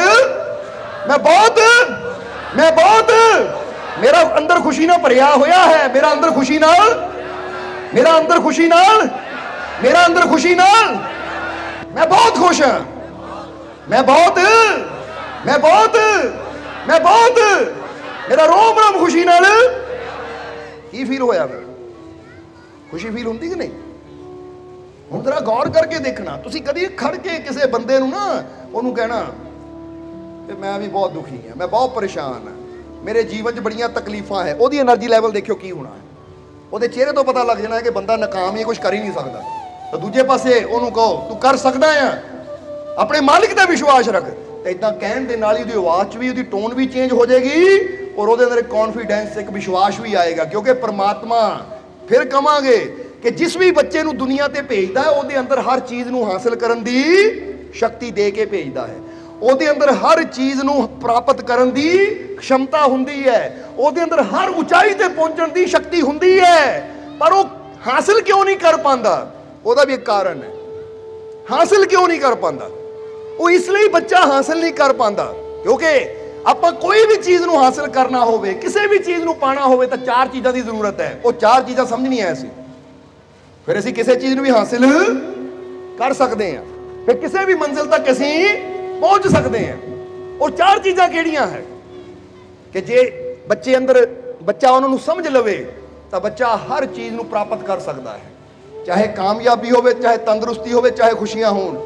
ਤਾਂ ਜੇ ਉਹ ਚਾਰ ਚੀਜ਼ਾਂ ਨੂੰ ਨਾ ਸਮਝੇ ਤਾਂ ਉਹਦੇ ਅੰਦਰਲੀ ਖਮਤਾ ਉਹਦੇ ਅੰਦਰ ਹੀ ਦਬੀ ਰਹਿ ਜਾਂਦੀ ਹੈ। ਜਿੱਦਾਂ ਸਮਝ ਲਓ ਕਿ ਅਸੀਂ ਪਹਿਲਾਂ ਹੀ ਦੱਸਿਆ ਕਿ ਇੱਕ ਬੀਜ ਨੂੰ ਅਗਰ ਸਹੀ ਜ਼ਮੀਨ ਮਿਲ ਜਾਵੇ, ਸਹੀ ਜਗ੍ਹਾ ਮਿਲ ਜਾਵੇ ਤਾਂ ਉਹਦੇ ਅੰਦਰਲੀ ਸ਼ਕਤੀ, ਜੋ ਖਮਤਾ ਹੈ, ਪ੍ਰਗਟ ਹੋ ਜਾਂਦੀ, ਉਹ ਬ੍ਰਿਕਸ਼ ਬਣ ਜਾਂਦਾ ਹੈ। ਤਾਂ ਜੇ ਉਹਨੂੰ ਸਹੀ ਜ਼ਮੀਨ, ਸਹੀ ਜਗ੍ਹਾ ਨਾ ਮਿਲੇ ਤਾਂ ਫਿਰ ਉਹ ਉਦਾਂ ਹੀ ਨਸ਼ਟ ਹੋ ਜਾਂਦਾ ਹੈ। ਇਸੇ ਤਰ੍ਹਾਂ ਅਗਰ ਅਸੀਂ ਵੀ ਜੋ ਪ੍ਰਮਾਤਮਾ ਨੇ ਸਾਡੇ ਅੰਦਰ ਖਮਤਾ ਰੱਖੀ ਹੈ, ਤਾਕਤ ਰੱਖੀ ਹੈ, ਅਸੀਂ ਉਹਨੂੰ ਜਗਾਉਣਾ ਚਾਹੁੰਦੇ ਹਾਂ, ਉਹਨੂੰ ਸਮਝਣਾ ਚਾਹੁੰਦੇ ਹਾਂ, ਤਾਂ ਸਭ ਤੋਂ ਪਹਿਲੀ ਗੱਲ ਤਾਂ ਸਾਡੀ ਸੰਗਤ ਸਹੀ ਹੋਣੀ ਚਾਹੀਦੀ ਹੈ। ਪਰ ਉਹ ਸਮਝਦੇ ਹੋ ਕਿ ਨਹੀਂ? ਕਿਉਂਕਿ ਸੰਗਤ ਵੀ ਇੱਕ ਜ਼ਮੀਨ ਦੀ ਤਰ੍ਹਾਂ ਹੁੰਦੀ ਹੈ। ਜਿਹਨੂੰ ਸਹੀ ਸੰਗਤ ਮਿਲ ਜਾਂਦੀ ਹੈ ਨਾ, ਹੁਣ ਜਿੱਦਾਂ ਸਮਝ ਲਓ ਕਿਸੇ ਨੂੰ ਨਸ਼ਿਆਂ ਦੀ ਸੰਗਤ ਮਿਲ ਗਈ, ਉਹ ਤਾਂ ਫਿਰ ਐਸੀ ਦਲਦਲ 'ਚ ਗਿਰ ਗਿਆ ਕਿ ਹੁਣ ਉਹਨਾਂ ਦੱਸਦਾ ਹੀ ਜਾਣਾ ਆ।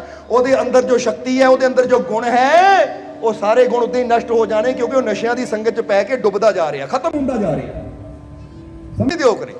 ਪਰ ਜਦੋਂ ਸਾਨੂੰ ਸਹੀ ਸੰਗਤ ਮਿਲਦੀ ਹੈ ਤਾਂ ਸਹੀ ਸੰਗਤ ਅੰਦਰ ਆ ਕੇ ਇਹ ਚਾਰ ਚੀਜ਼ਾਂ ਸਿੱਖਣੀਆਂ ਪੈਂਦੀਆਂ ਸਾਨੂੰ। ਫਿਰ ਅਸੀਂ ਆਪਣੇ ਅੰਦਰਲੀ ਖਮਤਾ ਨੂੰ, ਆਪਣੇ ਅੰਦਰਲੀ ਸ਼ਕਤੀ ਨੂੰ ਪਹਿਚਾਣ ਵੀ ਸਕਦੇ ਹਾਂ, ਤਾਂ ਉਹਦਾ ਲਾਭ ਵੀ ਅਸੀਂ ਲੈ ਸਕਦੇ ਹਾਂ।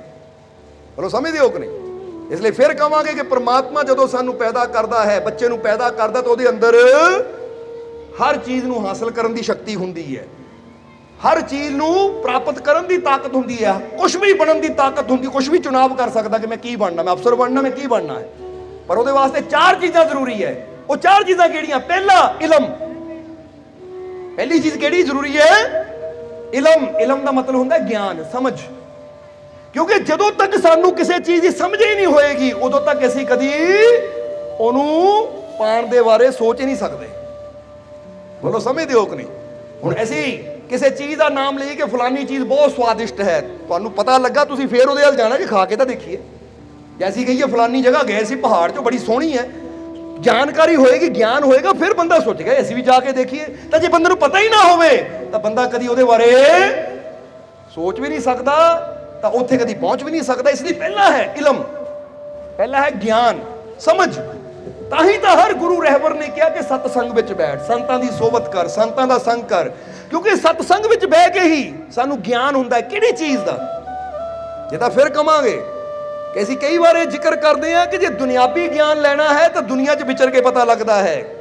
ਕਿ ਜਿੱਦਾਂ ਹੁਣ ਫਰਜ਼ ਕਰੋ ਜਲੰਧਰ 'ਚ ਕੀ ਹੈ, ਜੇ ਬੰਦੇ ਨੇ ਜਾਣਨਾ ਹੋਵੇ ਤਾਂ ਜਲੰਧਰ ਦਾ ਬੰਦਾ ਚੱਕਰ ਲਾਉਂਦਾ ਹੈ, ਫਿਰ ਦੇਖਦਾ ਇੱਥੇ ਆਹ ਚੀਜ਼ ਹੈ, ਇੱਥੇ ਆਹ ਚੀਜ਼ ਹੈ।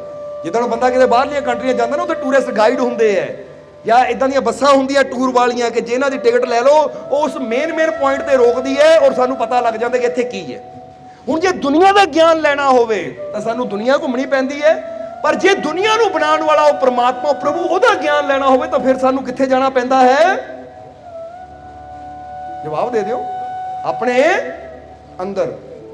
ਤਾਂ ਹੀ ਤਾਂ ਫਿਰ ਕਵਾਂਗੇ ਕਿ ਇੱਕ ਹੁੰਦੇ ਫਕੀਰ ਜਿਨ੍ਹਾਂ ਨੂੰ ਸੂਫੀ ਸੰਤ ਕਿਹਾ ਜਾਂਦਾ, ਔਰ ਇੱਕ ਹੁੰਦੇ ਮੁੱਲਾ ਪੰਡਿਤ। ਇਹ ਸਾਨੂੰ ਬਾਹਰ ਉਲਝਾਉਂਦੇ ਹੈ ਕਿ ਤੂੰ ਬਾਹਰ ਨਮਾਜ਼ ਪੜ੍ਹਨੀ ਹੈ, ਬਾਹਰ ਆਹ ਪੂਜਾ ਕਰਨੀ ਹੈ, ਇਦਾਂ ਕਰਨਾ। ਤੇ ਜਿਹੜੇ ਫਕੀਰ ਹੁੰਦੇ ਹੈ ਉਹ ਕਹਿੰਦੇ ਬਾਹਰੋਂ ਜੋ ਮਰਜ਼ੀ ਕਰੀਏ, ਜਦ ਤੱਕ ਤੇਰੀ ਨੀਅਤ ਨਹੀਂ ਸਾਫ਼ ਹੋਏਗੀ, ਤੇਰਾ ਅੰਦਰ ਨਹੀਂ ਸਾਫ਼ ਹੋਏਗਾ, ਤੈਨੂੰ ਰੱਬ ਨਹੀਂ ਮਿਲਣਾ। ਉਹ ਸਾਰਾ ਜ਼ੋਰ ਅੰਦਰ ਨੂੰ ਬਦਲ ਦੇ ਦਿੰਦੇ ਹੈ। ਇੱਕ ਹੁੰਦਾ ਬਾਹਰਲਾ ਬਦਲਾਵ ਕਿ ਭਾਈ ਤੂੰ ਇਦਾਂ ਦਾ ਭੇਸ਼ ਬਣਾਉਣਾ ਹੈ, ਇਦਾਂ ਦੇ ਕੱਪੜੇ ਪਾਣੇ ਹੈ, ਆਹ ਚੀਜ਼ ਕਰਨੀ ਹੈ, ਆਹ ਨਹੀਂ ਕਰਨੀ। ਤਾਂ ਫਕੀਰ ਜਾਂ ਗੁਰੂ ਰਹਿਬਰ ਉਹ ਸਾਡੇ ਅੰਦਰ ਨੂੰ ਬਦਲਦੇ ਆ, ਸਾਡੀ ਸੋਚ ਨੂੰ ਬਦਲਦੇ ਆ, ਸਾਡੇ ਅੰਦਰਲੀ ਸਫਾਈ ਕਰਦੇ ਆ। ਤਾਂ ਹੀ ਤਾਂ ਅਸੀਂ ਕਈ ਵਾਰ ਦੱਸਿਆ ਨਾ ਕਿ ਬਾਹਰੋਂ ਧੋਵੇ ਲੱਤਾਂ ਗੋਡੇ, ਅੰਦਰੇ ਰਹੀ ਫਲੀਤੀ। ਬੁੱਲੇ ਸ਼ਾਹ ਨੇ ਸਾਫ਼ ਕਿਹਾ ਕਿ ਅੰਦਰ ਹੀ ਤੇਰਾ ਪਲੀਤ ਹੈ, ਜੇ ਅੰਦਰ ਹੀ ਤੇਰਾ ਗੰਦਾ ਹੈ ਤਾਂ ਬਾਹਰਲੀਆਂ ਸਫਾਈਆਂ ਨੂੰ ਫਿਰ ਭਾਈ ਕੀ ਕਰਨਾ ਹੈ? ਇਸ ਲਈ ਪਹਿਲਾਂ ਕੀ ਕਰਨਾ ਹੈ? ਅੰਦਰ ਨੂੰ ਸਾਫ਼ ਕਰ, ਕਿਉਂਕਿ ਜੇ ਪ੍ਰਮਾਤਮਾ ਨੂੰ ਜਾਣਨਾ ਹੈ ਤਾਂ ਤੈਨੂੰ ਅੰਦਰ ਜਾ ਕੇ ਉਹਨੂੰ ਸਮਝਣਾ ਪਏਗਾ, ਕਿਉਂਕਿ ਇਹ ਰੱਬ ਤੇਰੇ ਅੰਦਰ ਵਸਦਾ, ਨਾ ਜੰਗਲਾਂ ਵਿੱਚ ਟੋਲ। ਉਹਨੂੰ ਜੰਗਲਾਂ 'ਚ ਟੋਲਣ ਦੀ ਲੋੜ ਨਹੀਂ, ਉਹ ਤਾਂ ਤੇਰੇ ਅੰਦਰ ਵਸਦਾ ਹੈ। ਇਸ ਲਈ ਹੁਣ ਇਹਦੇ ਵਾਸਤੇ ਪ੍ਰਮਾਤਮਾ ਦੀ ਸ਼ਕਤੀ ਸਾਡੇ ਅੰਦਰ ਹੈ। ਜਿੱਦਾਂ ਹੀ ਦੱਸਿਆ ਕਿ ਬੀਜ ਦੇ ਅੰਦਰ ਹੀ ਬ੍ਰਿਕਸ਼ ਵਸਦਾ ਹੈ। ਇਸ ਲਈ ਇੱਕ ਵਿਗਿਆਨ ਜਦੋਂ ਬੀਜ ਨੂੰ ਤੋੜ ਕੇ ਉਹਦੇ ਅੰਦਰੋਂ ਖੋਜਦਾ ਨਾ, ਪਤਾ ਲੱਗ ਜਾਂਦਾ ਹੈ ਕਿ ਬੀਜ ਅੰਦਰ ਕਿਹੜੇ ਤੱਤ ਹੈ, ਕਿਹੜੇ ਗੁਣ ਹੈ। ਬੋਲੋ ਸਮਝਦੇ ਹੋ ਕਿ ਨਹੀਂ? ਪਰ ਇੱਕ ਤੁਹਾਨੂੰ ਹੋਰ ਚੀਜ਼ ਦੱਸਣੀ ਚਾਹਾਂਗੇ ਕਿ ਜਿੱਦਾਂ ਦੱਸਿਆ ਕਿ ਹਰ ਬੀਜ ਦੇ ਅੰਦਰ ਖਮਤਾ ਹੁੰਦੀ ਹੈ ਪੇੜ ਬਣਨ ਦੀ, ਪਰ ਹਰ ਕੋਈ ਬਣ ਨਹੀਂ ਪਾਉਂਦਾ, ਕਿਉਂਕਿ ਬੀਜ ਨੂੰ ਵਿਚਾਰੇ ਨੂੰ ਜਿਹਨੂੰ ਸਹੀ ਜ਼ਮੀਨ ਮਿਲ ਗਈ ਬਣ ਜਾਏਗਾ, ਜਿਹੜਾ ਪੱਥਰਾਂ ਤੇ ਗਿਰਿਆ ਨਹੀਂ ਬਣ ਪਾਏਗਾ, ਕਿਉਂਕਿ ਬੀਜ ਦੇ ਕੋਲ ਆਪਸ਼ਨ ਨਹੀਂ ਹੈ ਆਪਣੇ ਆਪ ਜ਼ਮੀਨ ਤੱਕ ਜਾਣ ਦੀ। ਪਰ ਬੰਦੇ ਕੋਲ ਆਪਸ਼ਨ ਹੈ, ਬੰਦਾ ਚੁਣਾਵ ਕਰ ਸਕਦਾ ਮੈਂ ਕਿੱਥੇ ਬੈਠਣਾ ਆ, ਕਿੱਥੇ ਨਹੀਂ ਬੈਠਣਾ, ਕਿਹੜੀ ਚੀਜ਼ ਖਾਣੀ ਹੈ, ਕਿਹੜੀ ਚੀਜ਼ ਨਹੀਂ ਖਾਣੀ, ਕੀ ਸੁਣਨਾ ਕੀ ਨਹੀਂ ਸੁਣਨਾ। ਜਦੋਂ ਅਸੀਂ ਚੁਣਾਵ ਕਰਦੇ ਹਾਂ ਕਿ ਮੈਂ ਅੱਛੀ ਜਗ੍ਹਾ ਬੈਠਣਾ ਹੈ, ਅੱਛਾ ਸੁਣਨਾ ਹੈ, ਮੈਂ ਪੋਜ਼ਿਟਿਵ ਸੁਣਨਾ ਹੈ, ਪੋਜ਼ਿਟਿਵ ਹੀ ਬੋਲਣਾ ਹੈ, ਤਾਂ ਫਿਰ ਇਨਸਾਨ ਦੇ ਜੀਵਨ 'ਚ ਬਦਲਾਅ ਵੀ ਜ਼ਰੂਰ ਆਉਂਦਾ ਹੈ। ਸੋ ਸਮਝਣਾ ਜ਼ਰਾ ਸਾਰਿਆਂ ਨੇ। ਸੋ ਪਹਿਲੀ ਚੀਜ਼ ਕਿਹੜੀ ਦੱਸੀ ਹੈ? ਇਲਮ। ਇਲਮ ਦਾ ਮਤਲਬ ਗਿਆਨ।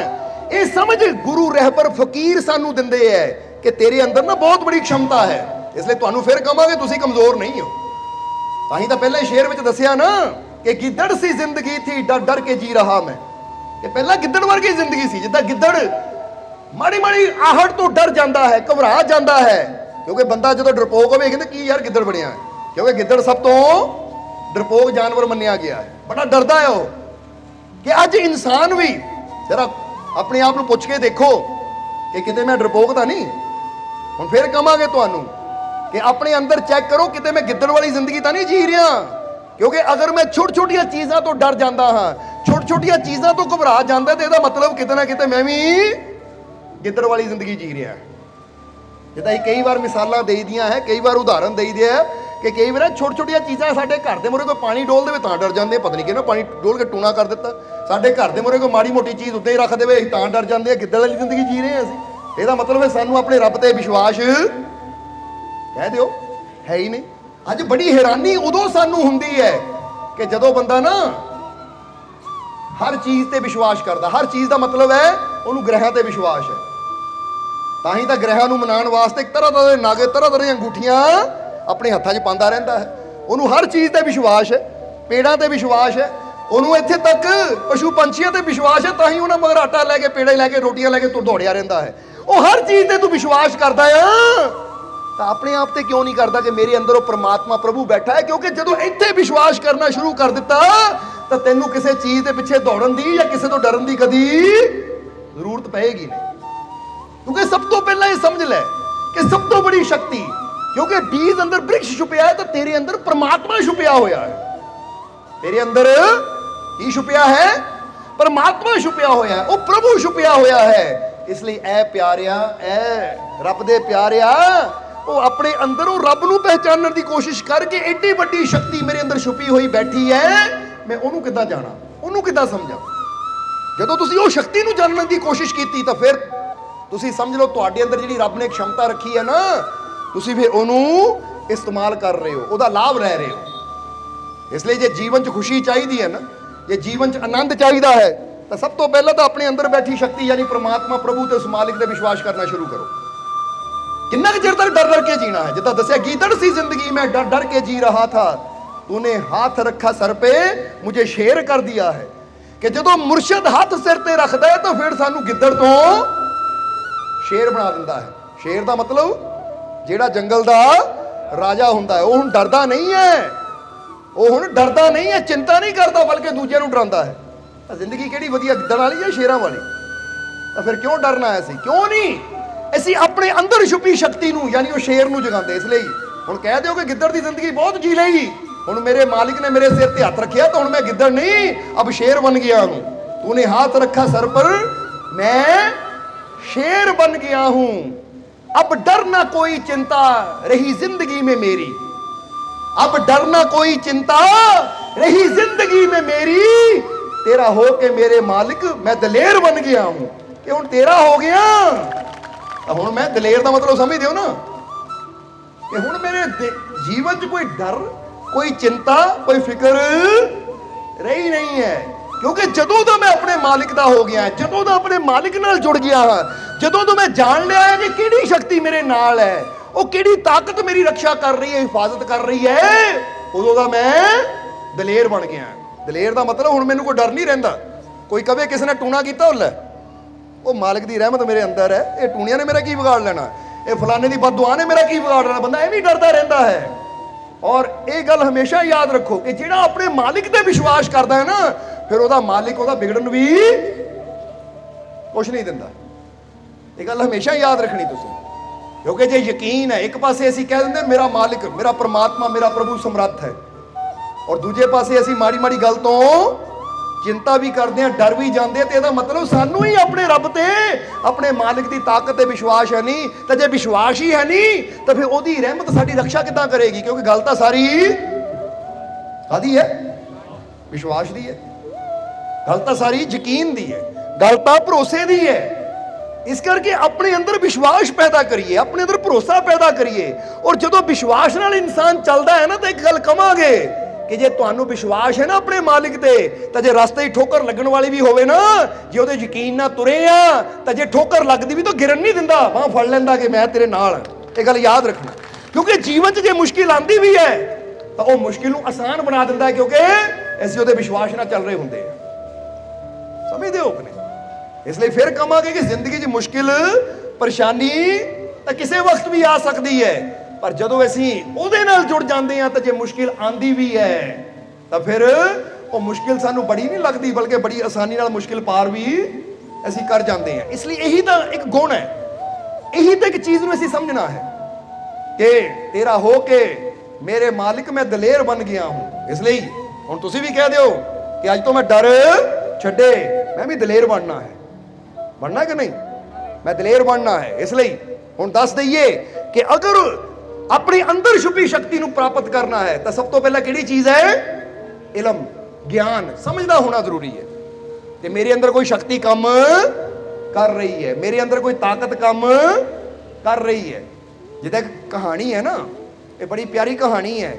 एक बार एक राजे ने, ओहदा वजीर बुजुर्ग सी, ओहदी मौत हो गई, तो राजे ने सोचा कि किसी नूं हुण अपना वजीर बनाना है, और बनाना किसी ऐसे ज्ञानवान नूं है कि जिहड़ा बड़ा सही होवे, सच्चा होवे और अच्छा सलाहकार होवे। हुण जरा समझण वाली गल है। हुण कहंदे आ राजे ने चुनाव करन वास्ते अपने सेनापति नूं कहा कि इस नगर च जिन्ने भी ज्ञानवान इंसान इकट्ठे कर लो, उन्हें परीक्षा लई जावे, उन्हां दा इम्तिहान लिया जावे। की कीता जावे? इम्तिहान लिया जावे, उन्हां दी परीक्षा लई जावे, ताकि पता लगे कि किहड़ा वजीर दी पदवी ते बैठण दे लायक है। हुण कहंदे कई नौजवान इकट्ठे हो गए, पढ़े लिखे ज्ञानवान, ਪਰ ਜਿੱਦਾਂ ਜਿੱਦਾਂ ਰਾਜਾ ਉਹਨਾਂ ਦਾ ਇਮਤਿਹਾਨ ਲੈਂਦਾ ਗਿਆ ਉਦਾਂ ਉਦਾਂ ਕਈ ਫੇਲ ਵੀ ਹੁੰਦੇ ਚਲੇ ਗਏ, ਕਈ ਨਿਕਲਦੇ ਚਲੇ ਗਏ। ਔਰ ਆਖਰ ਬਚੇ ਲਾਸਟ ਵਿੱਚ 4 ਨੌਜਵਾਨ ਜਿਹੜੇ ਕਿ ਹਰ ਇਮਤਿਹਾਨ ਚੋਂ ਪਾਸ ਹੁੰਦੇ ਆ ਗਏ। ਤਾਂ ਉਸ ਵੇਲੇ ਸੈਨਾਪਤੀ ਨੇ ਕਿਹਾ ਕਿ ਮਹਾਰਾਜ ਆ 4 ਨੌਜਵਾਨ ਐਸੇ ਆ ਜਿਨ੍ਹਾਂ ਨੇ ਹਰ ਇਮਤਿਹਾਨ ਨੂੰ ਪਾਸ ਕੀਤਾ ਹੈ। ਤਾਂ ਰਾਜੇ ਨੇ ਕਿਹਾ ਹੁਣ ਫਿਰ ਆਖਰੀ ਇਮਤਿਹਾਨ ਲੈਣਾ ਇਹਨਾਂ ਦਾ। ਬੋਲੋ ਸਮਝਦੇ ਹੋ ਕਿ ਨਹੀਂ? ਕੀ ਕਰਨਾ ਹੈ? ਆਖਰੀ ਇਮਤਿਹਾਨ, ਕਿ ਇਹਨਾਂ 4 ਚੋਂ ਜਿਹੜਾ ਪਾਸ ਹੋ ਗਿਆ ਫਿਰ ਉਹੀ ਵਜ਼ੀਰ ਦੀ ਪਦਵੀ ਤੱਕ ਪਹੁੰਚੇਗਾ। तो आखिरी इम्तिहान राजे ने की लिया, जरा समझना सारिया ने। वो आखिरी इम्तिहान राजे ने की लिया, आखिरी इम्तिहान राजे ने लिया कि उन्होंने लैके राजा अपने महल के अंदर एक इदां दे कमरे कोल आ गया, जरा छोटा जिहा कमरा सी महल के अंदर। छोटे जे कमरे अंदर राजे ने उन्होंने 4 कहा कि तुहाडे को 15 मिनट का समय है। की है? 15 मिनट का समय है। और इस कमरे दे विच जरा हुण समझना, इस कमरे दे विच 100 दीपक जग रहे हैं और 15 मिनटां च तुसीं वो दीपक गिणने लभणे हैं 100 दीवे। इसलिए कल्ले कल्ले नूं भेजना है। 15-15 मिनट का टाइम सारियां को है। 15 मिनट एक जाएगा, वो गिण के आएगा, लभ के आएगा। जो 100 दीपक मिल गए ठीक है। जरा हम गौर करने वाली गल है। कहते पहला गया, गिनती की, 15 मिनट के अंदर अंदर आया दौड़ के, यानी 15 मिनट की 10 मिनट जी आ गया। कहता महाराज इतने 99 दीवे है, 100 नहीं है, तुहानूं भुलेखा लग गया। राजा कहता हट, दूजे नूं भेजिया। पर इदां गल की कि 4 नूं इकट्ठे नहीं किया, यानी कल्ले कल्ले नूं ये मौका दिता बुला के राजे ने। यानी बाहर खड़ के एक नूं बुलांदा सी, फिर अंदर दसदा ही शर्त एक कमरे 'च देखना है 100 दीवे है, देख ला, जेनूं लभ गया तो तू जित गया। वो पहला जाता है 99 दीवे है जी, उन्हें एक पासे कर देंगे, फिर दूजे नूं बुला के राजा कहता है आ जा तू, फिर वो भी जाता, वो भी कहता जी 99 दीवे है, क्योंकि अंदर गिनती करते 1 2 3 4 कमरे 'च हर जगह दीवे रखे हुए हैं, जग रहे हैं। कहते 99 दीवे है, तो राजा कहता तू भी एक पासे आ जा। तीजे नूं भेजते हैं, वो भी अंदर जाता है, तो देखता है 99 दीवे, तो भी कहता महाराज तुसीं कहंदे हो 100 है, कोई भुलेखा लग गया रखण वाले नूं, इत्थे है ही 99। तो राजा निराश जिहा हो गया, कहंदे हुण आखिरी रह गया, इहनूं भेज के देखते हैं। जदों ओनूं भेजिया, वो गया अंदर, उन्हें भी जाके गिनती की, पर मन च विचार किया कि राजे ने कहा 100 दीवे है, तो राजा कोई इन्ना मूर्खता हो नहीं सकता, इन्ना ना समझता हो नहीं सकता कि इत्थे दीवे 99 होण तो 100 कही जावे। कुछ ना कुछ तो गल है। कहते नौजवान बह गया उत्थे, और बैठ के ना उन्हें सारे दीपकों की गिनती की, फिर अखां बंद कर लईआं। हुण जदों दीवे देख रहा है, कभी कुछ भी करके देखना कि जदों दीवे देख रहे ना इत्थे, क्योंकि छोटे जे कमरे जगह जगह दीवे रखे हुए, जिद्दां आपां दिवाली नूं रख दिंदे ना लाइन ला के, वो इदां उपर थल्ले आले बने हुए छोटे छोटे रखे, वो दीवियां नूं देख रहा है। दीवियां नूं देखदियां ਉਹਦੀ ਅੱਖਾਂ ਬੰਦ ਹੋਈਆਂ। ਜਦੋਂ ਅੱਖਾਂ ਬੰਦ ਹੋਈਆਂ ਤਾਂ ਫਿਰ ਕੀ ਹੋਇਆ? ਅੱਖਾਂ ਬੰਦ ਹੁੰਦਿਆਂ ਹੀ ਉਹਨੂੰ ਆਪਣੇ ਅੰਦਰ ਵੀ ਇੱਕ ਦੀਵਾ ਜਗਦਾ ਨਜ਼ਰ ਆ ਗਿਆ। जरा समझने वाली गल है। अपने अंदर दीपक जगदा नजर आया। जो अपने अंदर दीपक नजर आया तो उस वेले खुश होया और आया राजे दे कोल, कहंदा महाराज वाकई कमरे 'च 100 दीवे है। वो राजा कहंदा किदां 100 दीवे है, चल मेरे नाल, इत्थे तां 99, तू किदां 100 कहंदा आ? वो कहंदा महाराज आ 99 बाहर है तो 100वां मेरे अंदर जग रहा है। तां ही कहंदे मन तू जोत स्वरूप है अपना मूल। राजा खुश हो गया, कहते हुण ठीक है, यही तो मैं चाहता सी। क्योंकि असली ज्ञान ये नहीं होंदा कि बाहर ही देखी जाइए, असली ज्ञान वो होंदा कि अपने अंदरली जोत नूं भी, जिहड़ा अपने अंदरले प्रकाश नूं देखदा ओही मेरा वजीर बनन दे लायक है। सो एक कहानी की दसदी है कि ऐसे भी परमात्मा दे नेड़े पहुंचना चाहते हैं, परमात्मा दी जो ना कहंदे कि जे रब बादशाह दी असीं उहदे वजीर बनना चाहते हैं, वो प्रभु नूं हासिल करना चाहते हैं, तो सानूं भी वो नेड़ता किदां मिल सकदी है जदों अपने अंदर भी असीं ਉਹ ਗਿਆਨ ਦਾ, ਉਹ ਪ੍ਰੇਮ ਦਾ, ਵਿਸ਼ਵਾਸ ਦਾ ਦੀਵਾ ਜਗਦਾ ਦੇਖ ਲਵਾਂਗੇ। ਹੁਣ ਬਾਹਰੋਂ ਅਸੀਂ 100 ਦੀਵੇ ਜਗਾਈ ਜਾਈਏ, ਪਰ ਜੇ ਅੰਦਰ ਹੀ ਸਾਡੇ ਪ੍ਰੇਮ ਦਾ ਦੀਪਕ ਰੋਸ਼ਨ ਹੈ ਨਹੀਂ, ਅੰਦਰ ਹੀ ਸਾਡੇ ਵਿਸ਼ਵਾਸ ਦਾ ਦੀਵਾ ਰੋਸ਼ਨ ਹੈ ਨਹੀਂ, ਤਾਂ ਫਿਰ ਪ੍ਰਮਾਤਮਾ ਫੇਲ ਕਰ ਦੇਗਾ। ਚੱਲ ਬਈ ਤੂੰ ਪ੍ਰੀਖਿਆ ਚੋਂ ਪਾਸ, ਚੱਲ ਇੱਕ ਪਾਸੇ। ਕਿਉਂਕਿ ਅਸਲੀ ਤਾਂ ਉਹੀ ਪ੍ਰਮਾਤਮਾ ਦੀ ਰਹਿਮਤ ਤੱਕ ਪਹੁੰਚਦਾ ਜਿਹੜਾ ਆਪਣੇ ਅੰਦਰ ਉਹ 100ਵਾਂ ਦੀਵਾ ਦੇਖ ਲੈਂਦਾ ਕਿ ਮੇਰੇ ਅੰਦਰ ਵੀ ਇੱਕ ਪ੍ਰਕਾਸ਼ ਹੈ। ਤਾਂ ਹੀ ਤਾਂ ਗੁਰੂ ਵੀ ਕਹਿੰਦੇ ਨਾ, ਉਲਟਾ ਕੁਆਂ ਗगन में तिसमें जरे ਕਿ ਚਿਰਾਗ ਇੱਕ ਤੇਰੇ ਅੰਦਰ ਵੀ ਜਗ ਰਿਹਾ ਹੈ। ਸੋ ਕਦੀ ਉਹਨੂੰ ਬੈਠ ਕੇ ਦੇਖਣ ਦੀ ਵੀ ਕੋਸ਼ਿਸ਼ ਕਰੀਏ ਅਸੀਂ, ਪਰ ਉਹ ਕਦੋਂ ਨਜ਼ਰ ਆਉਂਦਾ ਜਦੋਂ ਥੋੜੀ ਦੇਰ ਵਾਸਤੇ ਸਮਾਂ ਕੱਢ ਕੇ ਅਸੀਂ ਮੈਡੀਟੇਸ਼ਨ ਕਰਦੇ ਹਾਂ, ਧਿਆਨ ਕਰਦੇ ਹਾਂ, ਗੁਰੂ ਕੋਲ ਯੁਕਤੀ ਲੈ ਕੇ ਸਿਮਰਨ ਕਰਦੇ ਹਾਂ। ਫਿਰ ਪਤਾ ਲੱਗਦਾ ਹੈ ਕਿ ਅੰਦਰ ਮੇਰੇ ਉਹ ਦੀਪਕ ਹੈ। ਔਰ ਯਾਦ ਰੱਖੋ, ਜਿਹੜਾ ਉਸ ਦੀਪਕ ਨੂੰ ਜਗਮਗਾਉਂਦੇ ਨੂੰ ਦੇਖ ਲੈਂਦਾ ਹੈ, ਫਿਰ ਉਹਦੇ ਜੀਵਨ ਦੀਆਂ ਮੁਸ਼ਕਿਲਾਂ ਦੂਰ ਹੋਣੀਆਂ ਸ਼ੁਰੂ ਹੋ ਜਾਂਦੀਆਂ। ਸੋ ਪਹਿਲੀ ਚੀਜ਼ ਹੈ ਇਲਮ, ਗਿਆਨ, ਸਮਝ ਹੋਣੀ ਕਿ ਮੇਰੇ ਅੰਦਰ ਕਿਹੜੀ ਸ਼ਕਤੀ ਬੈਠੀ ਹੋਈ ਹੈ। ਔਰ ਦੂਜੀ ਚੀਜ਼ ਕਿਹੜੀ ਹੈ? ਇਹ ਚਾਰ ਚੀਜ਼ਾਂ ਫਟਾਫਟ ਦੱਸ ਦਈਏ, ਫਿਰ ਸਤਸੰਗ ਦੀ ਸਮਾਪਤੀ ਕਰਾਂਗੇ। ਕਿ ਪਹਿਲੀ ਚੀਜ਼ ਇਲਮ, ਔਰ ਦੂਸਰੀ ਚੀਜ਼ ਹੈ ਕਿ ਜਰਾ ਹੁਣ ਗੌਰ ਕਰਨਾ, ਦੂਸਰੀ ਚੀਜ਼ ਕਿਹੜੀ ਹੈ? ਪਹਿਲੀ ਇਲਮ ਹੈ ਔਰ ਦੂਸਰੀ ਹੈ ਨੀयत। ਬੋਲੋ ਸਮਝਦੇ ਹੋ ਕਿ ਨਹੀਂ? ਕਿਉਂਕਿ ਨੀयत ਦਾ ਮਤਲਬ ਹੁੰਦਾ ਕੰਮ ਕਰਨ ਦੀ ਭਾਵਨਾ। ਬੰਦਾ ਕਹਿੰਦਾ ਮੇਰੀ ਨੀयत ਹੀ ਨਹੀਂ ਜਾਣਦੀ ਯਾਰ, ਜਿੱਦਾਂ ਆਪਾਂ ਕਹਿੰਦੇ ਨਾ ਉਹ ਤੇਰੀ ਨੀयत ਹੀ ਖੋਟੀ ਹੈ, ਤੂੰ ਕੰਮ ਹੀ ਨਹੀਂ ਕਰਨਾ ਚਾਹੁੰਦਾ। ਸਮਝਦੇ ਹੋ ਕਿ ਨਹੀਂ? ਇਸ ਲਈ ਦੂਜੀ ਚੀਜ਼ ਹੁੰਦੀ ਹੈ ਨੀयत। ਔਰ ਨੀयत ਦਾ ਮਤਲਬ ਕੀ ਹੁੰਦਾ ਹੈ? ਨੀयत ਦਾ ਮਤਲਬ ਹੁੰਦਾ ਹੈ ਕਿ ਮੇਰੀ ਸੋਚ ਹੈ ਕਰਨਾ ਹੈ ਤਾਂ ਫਿਰ ਚਾਹੇ ਕੁਝ ਵੀ ਹੋ ਜਾਵੇ ਮੈਂ ਕਰਨਾ ਹੀ ਹੈ। ਤਾਂ ਜੇ ਹੁਣ ਸਾਨੂੰ ਮੰਜ਼ਿਲ ਦਾ ਤਾਂ ਪਤਾ ਹੈ ਕਿ ਮੈਨੂੰ ਗਿਆਨ ਤਾਂ ਹੋ ਗਿਆ, ਪਰ ਮੇਰੇ ਅੰਦਰ ਚਾਹਨਾ ਹੀ ਹੈ ਨਹੀਂ, ਮੇਰੇ ਅੰਦਰ ਕਰਨ ਦੀ ਭਾਵਨਾ ਹੀ ਹੈ ਨਹੀਂ, ਤਾਂ ਫਿਰ ਮੰਜ਼ਿਲ ਪਤਾ ਹੁੰਦੇ ਹੋਏ ਵੀ ਕਦੀ ਬੰਦਾ ਉੱਥੇ ਜਾਣ ਦੀ ਕੋਸ਼ਿਸ਼ ਨਹੀਂ ਕਰੇਗਾ। ਸਮਝ ਆ ਰਹੀ ਕਿ ਨਹੀਂ? ਇਸ ਲਈ ਫਿਰ ਤੁਹਾਨੂੰ ਕਹਾਂਗੇ ਕਿ ਜੀਵਨ 'ਚ ਕਾਮਯਾਬ ਕਿਹੜੇ ਹੁੰਦੇ ਆ, ਸਫਲ ਕਿਹੜੇ ਹੁੰਦੇ ਆ? ਜਿਹੜੇ ਮਿਹਨਤ ਕਰਨ ਨੂੰ ਤਿਆਰ ਹੁੰਦੇ ਆ, ਕਿ ਪਹਿਲਾਂ ਜਾਣਦੇ ਆ ਕਿ ਕਿਹੜੇ ਕੰਮ ਕਰਕੇ ਮੈਨੂੰ ਸਫਲਤਾ ਮਿਲਣੀ ਹੈ, ਕਿਹੜੇ ਕੰਮ ਕਰਕੇ ਮੈਨੂੰ ਕਾਮਯਾਬੀ ਮਿਲਣੀ ਹੈ। ਤਾਂ ਫਿਰ ਉਹ ਆਪਣੇ ਅੰਦਰ ਇੱਕ ਫੈਸਲਾ ਕਰ ਲੈਂਦੇ ਆ, ਇੱਕ ਸੰਕਲਪ ਕਰ ਲੈਂਦੇ ਕਿ ਹੁਣ ਮੈਂ ਇਹਨੂੰ ਹਾਸਲ ਕਰਕੇ ਹੀ ਰੁਕਣਾ ਹੈ। ਕਿਉਂਕਿ ਸਫਲਤਾ ਹਾਸਲ ਕਰਨ ਦਾ ਕਿਸੇ ਨੇ ਮੂਲ ਮੰਤਰ ਪੁੱਛਿਆ ਸੀ ਸਵਾਮੀ ਵਿਵੇਕਾਨੰਦ ਜੀ ਨੂੰ ਕਿ ਮਹਾਰਾਜ ਸਫਲਤਾ ਹਾਸਲ ਕਰਨ ਦਾ ਮੂਲ ਮੰਤਰ ਕੀ ਹੈ, ਯਾਨੀ ਰਾਜ ਕੀ ਹੈ? ਤਾਂ ਸਵਾਮੀ ਵਿਵੇਕਾਨੰਦ ਜੀ ਕਹਿੰਦੇ ਹੈ ਕਿ ਸਫਲ ਹੋਣ ਦਾ ਇੱਕੋ ਹੀ ਮੂਲ ਮੰਤਰ ਹੈ। ਉਹ ਕਹਿੰਦੇ ਜੀ ਕਿਹੜਾ? ਉਹ ਕਹਿੰਦੇ ਉਦੋਂ ਤੱਕ ਕੋਸ਼ਿਸ਼ ਕਰਦੇ ਜਾਓ ਜਦ ਤੱਕ ਸਫਲਤਾ ਮਿਲ ਨਾ ਜਾਵੇ, ਕਦੇ ਰਸਤੇ 'ਚ ਹਾਰ ਮੰਨੋ ਹੀ ਨਾ। ਸਮਝਦੇ ਹੋ ਕਿ ਨਹੀਂ? ਕਿਉਂਕਿ ਇੱਕ ਬੰਦਾ ਸੋਚਦਾ ਮੈਂ ਇਸ ਚੀਜ਼ ਨੂੰ ਪਾਣਾ ਹੈ, ਤਾਂ ਹੁਣ ਜਦ ਤੱਕ ਨਹੀਂ ਮਿਲਦੀ ਚਾਹੇ ਮੈਂ 100 ਵਾਰ ਅਸਫਲ ਹੋ ਜਾਵਾਂ ਤਾਂ ਵੀ ਮੈਂ ਰੁਕਣਾ ਨਹੀਂ ਹੈ, ਜਦ ਤੱਕ ਮਿਲ ਨਾ ਜਾਵੇ ਮੈਂ ਕੋਸ਼ਿਸ਼ ਕਰਦੇ ਜਾਣਾ। ਤਾਂ ਫਿਰ ਇੱਕ ਦਿਨ ਬੰਦਾ ਉਹਨੂੰ ਪਾ ਵੀ ਲੈਂਦਾ ਹੈ। ਇਸ ਲਈ ਫਿਰ ਕਹਾਂਗੇ ਕਿ ਆਪਣੀ ਨੀयत ਨੂੰ ਮਤਲਬ ਕਿ ਮੈਂ ਇਹ ਕਰਨਾ ਹੈ, ਮੈਂ ਇਸ ਮੰਜ਼ਿਲ ਨੂੰ ਹਾਸਿਲ ਕਰਨਾ ਹੈ, ਮੈਂ ਇਹ ਕਰਮ ਕਰਨਾ ਹੈ। ਫੈਸਲਾ ਲੈ ਲਓ ਆਪਣੇ ਅੰਦਰ ਇੱਕ। ਜਿੱਦਾਂ ਅਸੀਂ ਕੱਲ ਦੇ ਸਤਸੰਗ 'ਚ ਇੱਕ ਇਸ਼ਾਰਾ ਕੀਤਾ ਸੀ ਨਾ, ਕੋਈ ਨਸ਼ਾ ਕਰਨ ਦੀ ਆਦਤ ਹੈ, ਕੋਈ ਬੁਰਾਈ ਦੀ ਆਦਤ ਹੈ, ਜਾਂ ਬੰਦੇ ਨੂੰ ਝੂਠ ਬੋਲਣ ਦੀ ਆਦਤ ਹੈ, ਜਾਂ ਕੋਈ ਵੀ ਬੰਦੇ ਨੂੰ ਹੋਰ ਬੁਰੀ ਆਦਤ ਬੰਦਾ ਛੱਡਣਾ ਚਾਹੁੰਦਾ ਹੈ, ਤਾਂ ਪਹਿਲਾਂ ਸੰਕਲਪ ਕਰੋ, ਫੈਸਲਾ ਕਰੋ, ਔਰ ਫਿਰ ਦੱਸੋ ਦੂਜਿਆਂ ਨੂੰ ਕਿ ਭਾਈ ਮੈਂ ਆਹ ਚੀਜ਼ ਛੱਡਣ ਦਾ ਫੈਸਲਾ ਕਰ ਲਿਆ ਹੈ ਤਾਂ ਇੰਨੇ ਮਹੀਨੇ 'ਚ ਮੈਂ ਇਹ ਛੱਡਣੀ ਹੈ। ਕਿਉਂਕਿ ਜਦੋਂ ਤੁਸੀਂ ਇਹ ਫੈਸਲਾ ਕਰ ਲੈਂਦੇ ਤਾਂ ਕੋਸ਼ਿਸ਼ ਵੀ ਫੇਰ ਸ਼ੁਰੂ ਹੁੰਦੀ ਹੈ। ਜਦ ਤੱਕ ਤੁਸੀਂ ਫੈਸਲਾ ਨਹੀਂ ਕਰੋਗੇ ਕੋਸ਼ਿਸ਼ ਵੀ ਕਦੀ ਸ਼ੁਰੂ ਨਹੀਂ ਹੋਏਗੀ।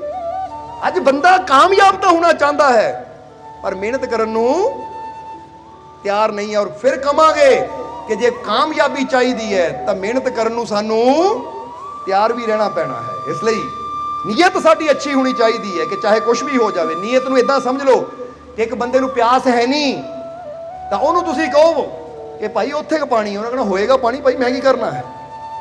ਪਰ ਜਦੋਂ ਕਿਸੇ ਨੂੰ ਪਿਆਸ ਲੱਗਦੀ ਹੈ ਨਾ, ਜਦੋਂ ਕਿਸੇ ਨੂੰ ਪਿਆਸ ਲੱਗਦੀ ਹੈ ਤਾਂ ਫਿਰ ਉਹਨੂੰ ਬਸ ਦੱਸਣ ਦੀ ਲੋੜ ਹੁੰਦੀ ਕਿ ਉੱਥੇ ਪਾਣੀ ਹੈ, ਤਾਂ ਫਿਰ ਤੁਹਾਨੂੰ ਕਹਿਣ ਦੀ ਲੋੜ ਨਹੀਂ ਪੈਂਦੀ, ਉਹ ਆਪੇ ਖੋਜਦਾ ਉੱਥੇ ਪਹੁੰਚ ਜਾਂਦਾ, ਕਿਉਂਕਿ ਪਤਾ ਹੈ ਇਹ ਮੇਰੀ ਜ਼ਿੰਦਗੀ ਹੈ। ਇਸ ਲਈ ਫਿਰ ਇੱਥੇ ਕਹਾਂਗੇ ਕਿ ਨੀयत ਸਾਫ਼ ਰੱਖੀਏ, ਆਪਣੇ ਮਾਲਿਕ ਤੇ ਵਿਸ਼ਵਾਸ ਰੱਖੀਏ। ਇਸ ਲਈ ਆਪਣੇ ਅੰਦਰ ਫੈਸਲਾ ਲਈਏ। ਜੇ ਅੱਜ ਤੋਂ ਸਾਡੇ ਮਨ 'ਚ ਫਰਜ਼ ਕਰੋ ਕੋਈ ਪ੍ਰੋਬਲਮ ਹੈ, ਕੋਈ ਚਿੰਤਾ ਹੈ, ਮਨ ਦੇ ਵਿੱਚ ਕੋਈ ਸੋਚ ਹੈ ਇਦਾਂ ਦੀ ਨੈਗੇਟਿਵ, ਜਾਂ ਤੁਹਾਡੇ ਜੀਵਨ 'ਚ ਕੋਈ ਬਿਮਾਰੀ ਹੈ, ਕੋਈ ਤਕਲੀਫ ਹੈ, ਕੋਈ ਕੰਮ ਨਹੀਂ ਬਣਦਾ, ਤਾਂ ਫਿਰ ਪਹਿਲਾਂ ਤੁਸੀਂ ਗਿਆਨ ਲੈਣਾ ਹੈ ਕਿ ਕੰਮ ਕਿੱਦਾਂ ਬਣ ਸਕਦਾ ਹੈ, ਕਿੱਥੇ ਬਣ ਸਕਦਾ ਹੈ। ਔਰ ਫਿਰ ਹੁਣ ਨੀयत ਬਣਾ ਲਓ ਕਿ ਚਾਹੇ ਕੁਝ ਵੀ ਹੋ ਜਾਵੇ ਹੁਣ ਮੈਂ ਇਹ ਮਿਹਨਤ ਕਰਨੀ ਹੈ ਕੰਮ ਨੂੰ ਬਣਾਉਣ ਵਾਸਤੇ। ਫਿਰ ਅੱਗੇ ਕੀ ਚਾਹੀਦਾ? ਤੀਸਰਾ ਯਕੀਨ। ਬੋਲੋ ਸਮਝਦੇ ਹੋ ਕਿ ਨਹੀਂ? ਕੀ ਚਾਹੀਦਾ ਹੈ? ਯਕੀਨ, ਵਿਸ਼ਵਾਸ। ਔਰ ਫਿਰ ਅਸੀਂ ਕਹਾਂਗੇ ਵਿਸ਼ਵਾਸ ਦਾ ਮਤਲਬ ਕੀ ਹੁੰਦਾ? ਵਿਸ਼ਵਾਸ ਦਾ ਮਤਲਬ ਹੁੰਦਾ ਹੈ ਕਿ ਮੈਨੂੰ ਯਕੀਨ ਹੈ ਜੇ ਮੈਂ ਕੋਸ਼ਿਸ਼ ਕਰੂੰਗਾ ਤਾਂ ਮੈਨੂੰ ਹਾਸਿਲ ਵੀ ਹੋ ਸਕਦਾ ਹੈ। ਕਿਉਂਕਿ ਸਾਡੇ ਅੰਦਰ ਛੁਪੀਆਂ ਸ਼ਕਤੀਆਂ ਪ੍ਰਗਟ ਕਿਉਂ ਨਹੀਂ ਹੋ ਪਾਉਂਦੀਆਂ? ਸਭ ਤੋਂ ਬੜੀ ਗੱਲ ਤਾਂ ਇਹ ਹੈ ਕਿ ਬੰਦਾ ਆਪ ਹੀ ਆਪਣੇ ਆਪ ਨੂੰ ਕਹਿੰਦਾ ਰਹਿੰਦਾ, ਜਾਂ ਆਪਣੇ ਬੱਚਿਆਂ ਨੂੰ ਕਹਿੰਦਾ ਤੇਰੇ ਤੋਂ ਨਹੀਂ ਹੋਣਾ, ਤੂੰ ਨਹੀਂ ਕਰ ਸਕਦਾ, ਤੈਨੂੰ ਆਹ ਚੀਜ਼ ਕਦੀ ਮਿਲਣੀ ਨਹੀਂ ਹੈ, ਇਹ ਚੀਜ਼ ਬਹੁਤ ਬੜੀ ਹੈ, ਤੂੰ ਕਦੀ ਇੱਥੇ ਤੱਕ ਪਹੁੰਚ ਸਕਦਾ ਹੀ ਨਹੀਂ ਹੈ। ਜਦੋਂ ਅਸੀਂ ਇਦਾਂ ਦੀਆਂ ਸੋਚਾਂ ਆਪਣੇ ਅੰਦਰ ਸੋਚਦੇ ਹਾਂ ਤਾਂ ਫਿਰ ਕੀ ਹੁੰਦਾ ਹੈ? ਫਿਰ ਅਸੀਂ ਆਪਣੇ ਆਪ ਨੂੰ ਆਪ ਹੀ ਕਮਜ਼ੋਰ ਕਰ ਦਿੰਦੇ ਹਾਂ। ਕਿਉਂਕਿ ਇੱਕ ਗੱਲ ਹਮੇਸ਼ਾ ਯਾਦ ਰੱਖੋ ਕਿ ਜੋ ਤੁਸੀਂ ਸੋਚਣਾ ਨਾ, ਤੁਹਾਡੇ ਸਰੀਰ ਨੇ ਉਦਾਂ ਦਾ ਐਕਸ਼ਨ ਲੈਣਾ ਹੈ। ਪਰ ਸਮਝਦੇ ਹੋ ਕਿ ਨਹੀਂ? ਹੁਣ ਤੁਸੀਂ ਸੋਚੋ ਕਿ ਮੈਂ ਖੜੇ ਹੋਣਾ ਹੈ ਤਾਂ ਤੁਸੀਂ ਖੜੇ ਹੋ ਜਾਂਦੇ ਹੋ। ਤੁਸੀਂ ਸੋਚੋ ਮੈਂ ਬੈਠਣਾ, ਤੁਸੀਂ ਬੈਠ ਜਾਂਦੇ ਹੋ। ਕਿਉਂਕਿ ਸੋਚ ਜੋ ਆਂਦੀ, ਤੁਹਾਡਾ ਸਰੀਰ ਉਦਾਂ ਦਾ ਐਕਸ਼ਨ ਲੈਣਾ ਸ਼ੁਰੂ ਹੋ ਜਾਂਦਾ ਹੈ। ਹੁਣ ਜੇ ਅਸੀਂ ਪਹਿਲੇ ਹੀ ਆਪਣੀ ਸੋਚ ਰੱਖਾਂਗੇ ਭਾਈ ਮੇਰੇ ਤੋਂ ਨਹੀਂ ਹੋਣਾ, ਮੇਰੇ ਤੋਂ ਨਹੀਂ ਹੋਣਾ, ਤਾਂ ਤੁਹਾਡੇ ਸਰੀਰ ਨੇ ਕਦੀ ਉਹ એનર્ਜੀ ਪੈਦਾ ਕਰਨੀ ਨਹੀਂ ਕਿ ਤੁਸੀਂ ਉਹ ਕਰ ਸਕੋ। ਤਾਂ ਜੇ ਤੁਸੀਂ ਸੋਚੋ ਮੈਂ ਕਰ ਸਕਦਾ ਹਾਂ, ਤਾਂ ਤੁਹਾਡੇ ਸਰੀਰ ਨੇ એનર્ਜੀ ਦੇਣੀ ਸ਼ੁਰੂ ਕਰ ਦੇਣੀ, ਉਦਾਂ ਦਾ ਬਣਨਾ ਸ਼ੁਰੂ ਕਰ ਦੇਣਾ ਹੈ। ਇਹ ਗੱਲ ਕਦੀ ਕਰਕੇ ਦੇਖਿਓ। ਕਿਉਂਕਿ ਅਸੀਂ ਆਪਣੇ ਜੀਵਨ ਦੇ ਵਿੱਚ, ਅਸੀਂ ਆਪਣੇ ਜੀਵਨ ਦੀ ਉਦਾਹਰਨ ਦੇ ਕੇ ਦੱਸ ਸਕਦੇ ਹਾਂ। ਆਪਣੇ ਜੀਵਨ ਦੇ ਵਿੱਚ ਬਹੁਤ ਚੀਜ਼ਾਂ ਐਸੀਆਂ ਸੀ ਜਿਹਨੂੰ ਕੋਈ ਕਹਿੰਦਾ ਸੀ ਕਰ ਨਹੀਂ ਸਕਦੇ, ਪਰ ਅਸੀਂ ਕਰਕੇ ਦਿਖਾਈਆਂ। ਕਿਉਂ? ਕਾਰਨ ਕੀ ਸੀ ਕਿ ਆਪਣੇ ਅੰਦਰ ਕਦੇ ਵੀ ਇਹ ਸੋਚ ਨਹੀਂ ਆਣ ਦਿੱਤੀ ਕਿ ਇਹ ਕੰਮ ਮੈਂ ਨਹੀਂ ਕਰ ਸਕਦਾ। ਬਸ ਇਹ ਹੈ ਕਿ ਔਖਾ ਜ਼ਰੂਰ ਹੈ, ਪਰ ਅਗਰ ਮਿਹਨਤ ਕਰਾਂਗੇ, ਪ੍ਰੈਕਟਿਸ ਕਰਾਂਗੇ ਤਾਂ ਆਸਾਨ ਹੋ ਜਾਏਗਾ। ਸਮਝਦੇ ਹੋ ਕਿ ਨਹੀਂ? ਇਦਾਂ ਦੀਆਂ ਕਈ ਪ੍ਰੋਬਲਮਾਂ ਸੀ ਜਿਹਨੂੰ ਕਹਿੰਦਾ ਬੰਦਾ ਕਹਿੰਦਾ ਬਿਮਾਰੀ, ਤਕਲੀਫ, ਦੁੱਖ, ਕਿ ਡਾਕਟਰ ਕਹਿੰਦੇ ਆਪਰੇਸ਼ਨ ਹੋਣਾ, ਪਰ ਕਹਿੰਦੇ ਲੈ ਮਾਲਕ ਦੀ ਰਹਿਮਤ ਨਾਲ ਹੈ ਤਾਂ ਇੱਦਾਂ ਹੀ ਠੀਕ ਹੋਏਗਾ। ਤਾਂ ਵਾਕਈ ਹੋਇਆ ਵੀ। ਸੋ ਤੁਹਾਨੂੰ ਵੀ ਇੱਕ ਗੱਲ ਇਹ ਕਹਾਂਗੇ ਕਿ ਆਪਣੇ ਅੰਦਰ ਤੁਸੀਂ ਵੀ ਵਿਸ਼ਵਾਸ ਰੱਖੋ। ਅਗਰ ਤੁਹਾਡੇ ਅੰਦਰ ਵੀ ਅੱਜ ਕੋਈ ਪ੍ਰੋਬਲਮ ਹੈ, ਯਕੀਨ ਰੱਖੋ ਆਪਣੇ ਮਾਲਿਕ ਤੇ, ਭਰੋਸਾ ਰੱਖੋ ਆਪਣੇ ਮਾਲਿਕ ਤੇ, ਤਾਂ ਫਿਰ ਕੀ ਹੋਏਗਾ? ਤੁਹਾਡੇ ਅੰਦਰ ਵੀ ਉਹ ਸ਼ਕਤੀ ਆਏਗੀ ਕਿ ਤੁਸੀਂ ਵੀ ਆਪਣੀ ਹਰ ਮੁਸ਼ਕਿਲ ਦਾ ਹੱਲ ਹੁੰਦਿਆਂ ਦੇਖੋਗੇ। ਜਰਾ ਸਮਝਣਾ ਸਾਰਿਆਂ ਨੇ। ਕਿਉਂਕਿ ਇੱਥੇ ਹੁਣੇ ਹੀ ਇੱਕ ਜੀਵ ਅੰਦਰ ਦੱਸ ਰਹੇ ਸੀ ਕਿ ਮੈਨੂੰ ਆਹ ਪ੍ਰੋਬਲਮ ਸੀ ਮਾਲਕੋ, ਜਦੋਂ ਮੈਂ ਬੇਨਤੀ ਕੀਤੀ ਤਾਂ ਮੇਰੀ ਪ੍ਰੋਬਲਮ ਦਾ ਹੱਲ ਹੋ ਗਿਆ, ਜੋ ਸੋਚਿਆ ਨਹੀਂ ਸੀ ਹੋ ਗਿਆ। ਹੁਣ ਆ ਸਾਹਮਣੇ ਬੈਠੇ ਜਿਹਨਾਂ ਦੇ ਘਰ, ਉਹ ਦੱਸ ਰਹੇ ਕਿ ਬੱਚੇ ਨੂੰ ਨੌਕਰੀ ਮਿਲਣੀ ਸੀ, ਤਾਂ ਮਾਲਕ ਅੱਗੇ ਬੇਨਤੀ ਕੀਤੀ, ਮਾਲਕੋ ਬੱਚੇ ਨੂੰ ਚੰਗੀ ਜਿਹੀ ਨੌਕਰੀ ਲਵਾ ਦਿਓ। ਕਹਿੰਦੇ ਬੇਨਤੀ ਕੀਤੀ, ਬੱਚਾ ਗਿਆ ਤਾਂ ਕਿ ਅਫਸਰ ਆਪ ਹੀ ਬੈਠਾ ਸੀ, ਕੁਝ ਨਹੀਂ ਇਹਨਾਂ ਕਿ ਉਹਨੂੰ ਆਪ ਹੀ ਦੇਖ ਕੇ ਗਿਆ, ਬੇਟਾ ਨੌਕਰੀ ਚਾਹੀਦੀ ਹੈ, ਫਾਰਮ ਭਰ ਦੇ, ਨੌਕਰੀ ਮਿਲ ਜਾਏਗੀ। ਕਹਿੰਦੇ ਅਫਸਰ ਨੇ ਆਪ ਆਵਾਜ਼ ਮਾਰ ਕੇ ਗਿਆ। ਇਹ ਪਤਾ ਕੀ ਲੱਗਦਾ ਹੈ? ਜਦੋਂ ਇਨਸਾਨ ਵਿਸ਼ਵਾਸ ਨਾਲ ਚੱਲਦਾ ਹੈ ਤਾਂ ਫਿਰ ਰਹਿਮਤ ਵੀ ਕੀ ਹੁੰਦੀ ਹੈ। ਫਿਰ ਦੱਸਦੇ ਆ ਉਹ ਲੜਕੇ ਦੇ ਮਾਤਾ ਜੀ ਸਾਹਮਣੇ ਬੈਠੇ ਜਿਨ੍ਹਾਂ ਦੇ ਘਰ 'ਚ ਪ੍ਰੋਗਰਾਮ ਹੈ, ਉਹ ਕਹਿੰਦੇ ਬੇਟੇ ਨੇ ਕੋਈ ਫਾਰਮ ਗਲਤ ਭਰਤਾ ਸੀ, ਤਾਂ ਅੱਗੇ ਵੀ ਮੈਡਮਾਂ ਮਿਲੀਆਂ, ਉਹਨਾਂ ਨੇ ਕੁਦਰਤੀ ਉਹ ਫਾਰਮ ਚੈੱਕ ਕਰਕੇ ਕਿਹਾ ਕਿ ਬੇਟਾ ਆ ਗਲਤ ਭਰਤਾ, ਅਸੀਂ ਤੈਨੂੰ ਲਿਖ ਕੇ ਦਿੰਦੇ ਨੇ, ਸਹੀ ਕਰ ਦੇ। ਕਹਿੰਦੇ ਰਸਤੇ ਸਾਰੇ ਖੁੱਲਦੇ ਚਲੇ ਜਾਂਦੇ ਆ, ਨਾ ਮੁਮਕਿਨ ਵੀ ਮੁਮਕਿਨ ਹੁੰਦਾ ਚਲਾ ਜਾਂਦਾ। ਰਹਿਮਤ ਮਾਲਿਕ ਦੀ, ਪਰ ਕੋਸ਼ਿਸ਼ ਤਾਂ ਬੰਦੇ ਨੂੰ ਕਰਨੀ ਪੈਂਦੀ ਹੈ ਕਿ ਨਹੀਂ? ਜਿੱਦਾਂ ਜ਼ਿੰਦਗੀ 'ਚ ਅਸੀਂ ਕਈ ਵਾਰ ਦੱਸੀਦਾ ਕਿ ਮਿਹਨਤ ਇਨਸਾਨ ਨੂੰ ਕਰਨੀ ਪੈਂਦੀ ਤੇ ਰਹਿਮਤ ਉਹ ਮਾਲਿਕ ਕਰਦੇ ਆ। ਤਾਂ ਜੇ ਅਸੀਂ ਮਿਹਨਤ ਕਰਨ ਨੂੰ ਤਿਆਰ ਨਹੀਂ ਹੋਈਏ ਤਾਂ ਫਿਰ ਉਹਦੀ ਰਹਿਮਤ ਵੀ ਕਿੱਦਾਂ ਹੋਏਗੀ? ਕਿਉਂਕਿ ਪਰਮਾਤਮਾ ਵੀ ਕਹਿੰਦਾ ਤੂੰ ਕੋਸ਼ਿਸ਼ ਤਾਂ ਕਰ। ਜਿੱਦਾਂ ਕਈ ਵਾਰ ਦੱਸੀਦਾ ਨਾ ਕਿ ਗਮਲਾ ਲੈ ਕੇ ਬੈਠੇ ਰਹੋ ਤਾਂ ਕਈ ਜੋ ਰੱਬਾ ਇਹਦੇ 'ਚ ਫੁੱਲ ਲਾ ਦੇ, ਇਹਦੇ 'ਚ ਫੁੱਲ ਲਾ ਦੇ, ਤਾਂ ਕੋਈ ਪੁੱਛੇ ਭਾਈ ਬੀਜ ਬੋਇਆ ਸੀ ਕਿ ਨਹੀਂ? ਨਹੀਂ ਬੀਜ ਤਾਂ ਮੈਂ ਬੋਇਆ ਨਹੀਂ, ਰੱਬ ਨੇ ਲਾਣੇ। ਤਾਂ ਰੱਬ ਕਹਿੰਦਾ ਫੁੱਲ ਤਾਂ ਮੈਂ ਹੀ ਲਾਣੇ ਹੈ, ਪਰ ਬੀਜ ਤਾਂ ਬੋਣਾ ਤੇਰਾ ਕੰਮ ਹੈ। ਕਮ ਸੇ ਕਮ ਬੀਜ ਤਾਂ ਬਹੁਤ ਠੀਕ ਹੈ, ਬੀਜ ਵਿੱਚੋਂ ਪੇੜ ਨੂੰ ਕੱਢਣਾ ਮੇਰਾ ਕੰਮ ਹੈ, ਪਰ ਜੋ ਤੂੰ ਕਰਨਾ ਹੈ ਉਹ ਤਾਂ ਕਰ। ਜੇ ਤੂੰ ਹੀ ਨਹੀਂ ਕਰੇਗਾ ਤਾਂ ਮੈਂ ਵੀ ਰਹਿਮਤ ਕਿੱਦਾਂ ਕਰੂੰਗਾ? ਜਰਾ ਹੁਣ ਸਮਝਣਾ ਸਾਰਿਆਂ ਨੇ। ਇਸ ਲਈ ਦੋ ਚੀਜ਼ਾਂ ਇੱਥੇ ਆਪਣੇ ਅੰਦਰ, ਇੱਕ ਵਿਸ਼ਵਾਸ, ਯਕੀਨ, ਔਰ ਦੂਜਾ ਮਿਹਨਤ ਕਰਨ ਨੂੰ ਹਰ ਵੇਲੇ ਤਿਆਰ ਰਹਿਣਾ ਚਾਹੀਦਾ ਸਾਨੂੰ ਕਿ ਐ ਮੇਰੇ ਮਾਲਿਕ, ਮੈਨੂੰ ਇਲਮ ਹੋ ਗਿਆ, ਗਿਆਨ ਹੋ ਗਿਆ ਕਿ ਆਹ ਮੇਰੀ ਮੰਜ਼ਿਲ ਹੈ, ਜਾਂ ਮੈਂ ਇਸ ਪ੍ਰੋਬਲਮ ਚੋਂ ਬਾਹਰ ਨਿਕਲਣਾ ਹੁਣ ਇਲਮ ਹੋ ਗਿਆ, ਮੈਂ ਮਿਹਨਤ ਕਰਨ ਨੂੰ ਤਿਆਰ ਹਾਂ, ਔਰ ਮੈਨੂੰ ਪੂਰਾ ਵਿਸ਼ਵਾਸ ਹੈ ਕਿ ਤੂੰ ਮੈਨੂੰ ਇਸ ਕਾਮਯਾਬੀ ਜ਼ਰੂਰ ਦੇਏਗਾ। ਕਿਉਂਕਿ ਇਹ ਵਿਸ਼ਵਾਸ ਹੀ ਇਨਸਾਨ ਨੂੰ ਫਿਰ ਉਹਦੀ ਮੰਜ਼ਿਲ ਤੱਕ ਲੈ ਕੇ ਵੀ ਜਾਂਦਾ ਹੈ। ਜਿੱਦਾਂ ਹੀ ਕਹਾਂਗੇ ਕਿ ਇੱਕ ਲੜਕੀ ਹੈ ਅਨੁਰੀਮਾ ਸਿਨਹਾ, ਕੀ ਨਾਮ ਹੈ ਉਹਦਾ? ਅਨੁਰੀਮਾ ਸਿਨਹਾ, ਜਿਹਦੇ ਇੱਕ ਲੱਤ ਨਾ ਵੀ ਹੋਣ ਦੇ ਬਾਵਜੂਦ ਉਹ ਮਾਊਂਟ ਐਵਰੈਸਟ ਚੜ੍ਹ ਗਈ। ਤਾਂ ਜਦੋਂ ਉਹ ਮਾਊਂਟ ਐਵਰੈਸਟ ਨੂੰ ਫਤਿਹ ਕਰਕੇ ਆਈ ਤਾਂ ਕਿਸੇ ਨੇ, ਪੱਤਰਕਾਰ ਨੇ ਸਵਾਲ ਪੁੱਛਿਆ ਸੀ ਕਿ ਤੁਹਾਡੀ ਲੱਤ ਨਹੀਂ ਹੈ, ਯਾਨੀ ਇੱਕ ਲੱਤ ਉਹਦੇ ਜਿਹੜੇ ਨਾ ਟ੍ਰੇਨ ਹਾਦਸੇ ਵਿੱਚ ਕੱਟੀ ਗਈ ਸੀ। ਉਹ ਪੁੱਛਿਆ ਕਿ ਚੰਗਾ ਭਲਾ ਤੰਦਰੁਸਤ ਇਨਸਾਨ ਉੱਥੇ ਤੱਕ ਜਾਣ ਬਾਰੇ ਨਹੀਂ ਸੋਚ ਸਕਦਾ, ਫੇ ਕਿ ਤੁਹਾਨੂੰ ਯਕੀਨ ਸੀ ਕਿ ਤੁਸੀਂ ਜਾ ਸਕਦੇ ਹੋ? ਉਸ ਵੇਲੇ ਉਹਨਾਂ ਕਿਹਾ ਠੀਕ ਹੈ ਕਿ ਮੇਰੇ ਸਰੀਰ ਦੀ, ਯਾਨੀ ਮੇਰਾ ਸਰੀਰ ਜ਼ਰੂਰ ਅਪੰਗ ਸੀ, ਅਧੂਰਾ ਸੀ, ਪਰ ਮੇਰਾ ਵਿਸ਼ਵਾਸ ਪੂਰਾ ਸੀ ਕਿ ਮੈਂ ਕਰ ਸਕਦੀ ਹਾਂ। ਹੁਣ ਜਰਾ ਗੌਰ ਕਰਨਾ। ਔਰ ਨਾਲ ਜਿਹੜੀ ਇੱਕ ਗੱਲ ਕਹੀ ਨਾ ਕਿ ਮਾਊਂਟ ਐਵਰੈਸਟ ਫਤਿਹ ਕਰਨ ਵਾਸਤੇ ਸਰੀਰ ਬੇਸ਼ੱਕ ਉਹਦਾ ਹੋਵੇ, ਪਰ ਵਿਸ਼ਵਾਸ ਬੰਦੇ ਦਾ ਪੂਰਾ ਹੋਣਾ ਚਾਹੀਦਾ। ਮੇਰਾ ਵਿਸ਼ਵਾਸ ਪੂਰਾ ਸੀ ਆਪਣੇ ਆਪ ਤੇ, ਤਾਂ ਆਪਣੇ ਰੱਬ ਤੇ ਦੇਖੋ ਮੈਂ ਫਤਿਹ ਕਰ ਲਿਆ ਉਹਨੂੰ। ਸੋ ਦੱਸਣਾ ਕੀ ਚਾਹੁੰਦੇ ਕਿ ਤੁਹਾਡੇ ਜੀਵਨ 'ਚ ਵੀ ਅਗਰ ਕੋਈ ਸਰੀਰਕ ਪ੍ਰੋਬਲਮ ਵੀ ਹੈ ਤਾਂ ਤੁਸੀਂ ਆਪਣੇ ਆਪ ਨੂੰ ਕਮਜ਼ੋਰ ਨਾ ਸਮਝੋ। ਇਹ ਸੋਚੋ ਕਿ ਜੇ ਮੇਰਾ ਮਾਲਿਕ ਸਾਥ ਹੈ, ਮੈਂ ਕੋਸ਼ਿਸ਼ ਕਰੂੰ, ਵਿਸ਼ਵਾਸ ਰੱਖੂੰ, ਤਾਂ ਫਿਰ ਮੈਨੂੰ ਕਾਮਯਾਬ ਹੋਣ ਤੋਂ ਕੋਈ, ਆਪਣੀ ਹਿੰਮਤ ਨੂੰ ਵਧਾਓ। ਇਸ ਲਈ ਸ਼ੇਰਾਂ ਵਾਲੀ ਜ਼ਿੰਦਗੀ ਜੀਣੀ ਹੈ, ਬਹਾਦਰਾਂ ਵਾਲੀ ਜ਼ਿੰਦਗੀ ਜੀਣੀ ਹੈ।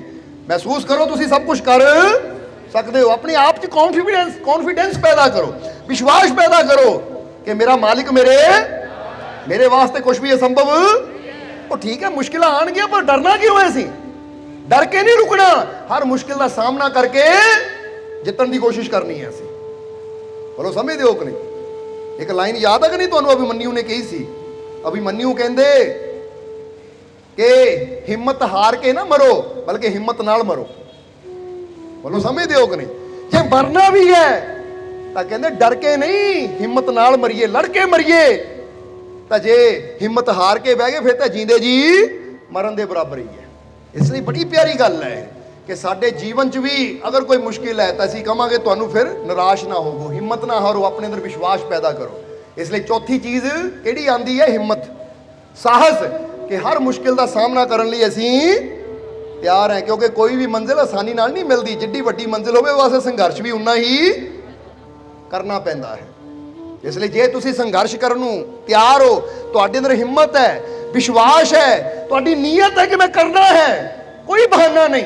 ਕਿਉਂਕਿ ਜਿਹਦੀ ਨੀਅਤ ਨਾ ਹੋਵੇ ਉਹ ਬਹਾਨੇ ਲੱਭਦਾ ਹੈ, ਤਾਂ ਜਿਹਦੇ ਅੰਦਰ ਕਰਨ ਦੀ ਭਾਵਨਾ ਹੋਵੇ ਵੀ ਕੋਈ ਬਹਾਨਾ ਉਹਨੂੰ ਰੋਕ ਨਹੀਂ ਸਕਦਾ। ਬੋਲੋ ਸਮਝਦੇ ਹੋ ਕਿ ਨਹੀਂ? ਇਹ ਲਈ ਬਾਬਾ ਸਾਹਿਬ ਡਾਕਟਰ ਭੀਮ ਰਾਓ ਅੰਬੇਡਕਰ ਦੀ ਜ਼ਿੰਦਗੀ ਨੂੰ ਦੇਖ ਲਓ। ਅੱਜ ਨੌਜਵਾਨਾਂ ਨੂੰ ਬਹਾਨੇ ਹੁੰਦੇ ਜੀ, ਮੈਨੂੰ ਟੀਚਰ ਨੇ ਗਾਲ ਕੱਢਤੀ ਮੈਂ ਨਹੀਂ ਸਕੂਲ ਜਾਣਾ, ਮੈਨੂੰ ਟੀਚਰ ਨੇ ਬੁਰਾ ਬੋਲਤਾ ਮੈਂ ਨਹੀਂ ਸਕੂਲ ਜਾਣਾ, ਉਹ ਫਲਾਣੇ ਸਟੂਡੈਂਟ ਮੇਰਾ ਮਜ਼ਾਕ ਉਡਾਉਂਦੇ ਮੈਂ ਨਹੀਂ ਸਕੂਲ ਜਾਣਾ। ਬੰਦਾ ਬਹਾਨੇ ਲੱਭਦਾ ਰਹਿੰਦਾ ਹੈ।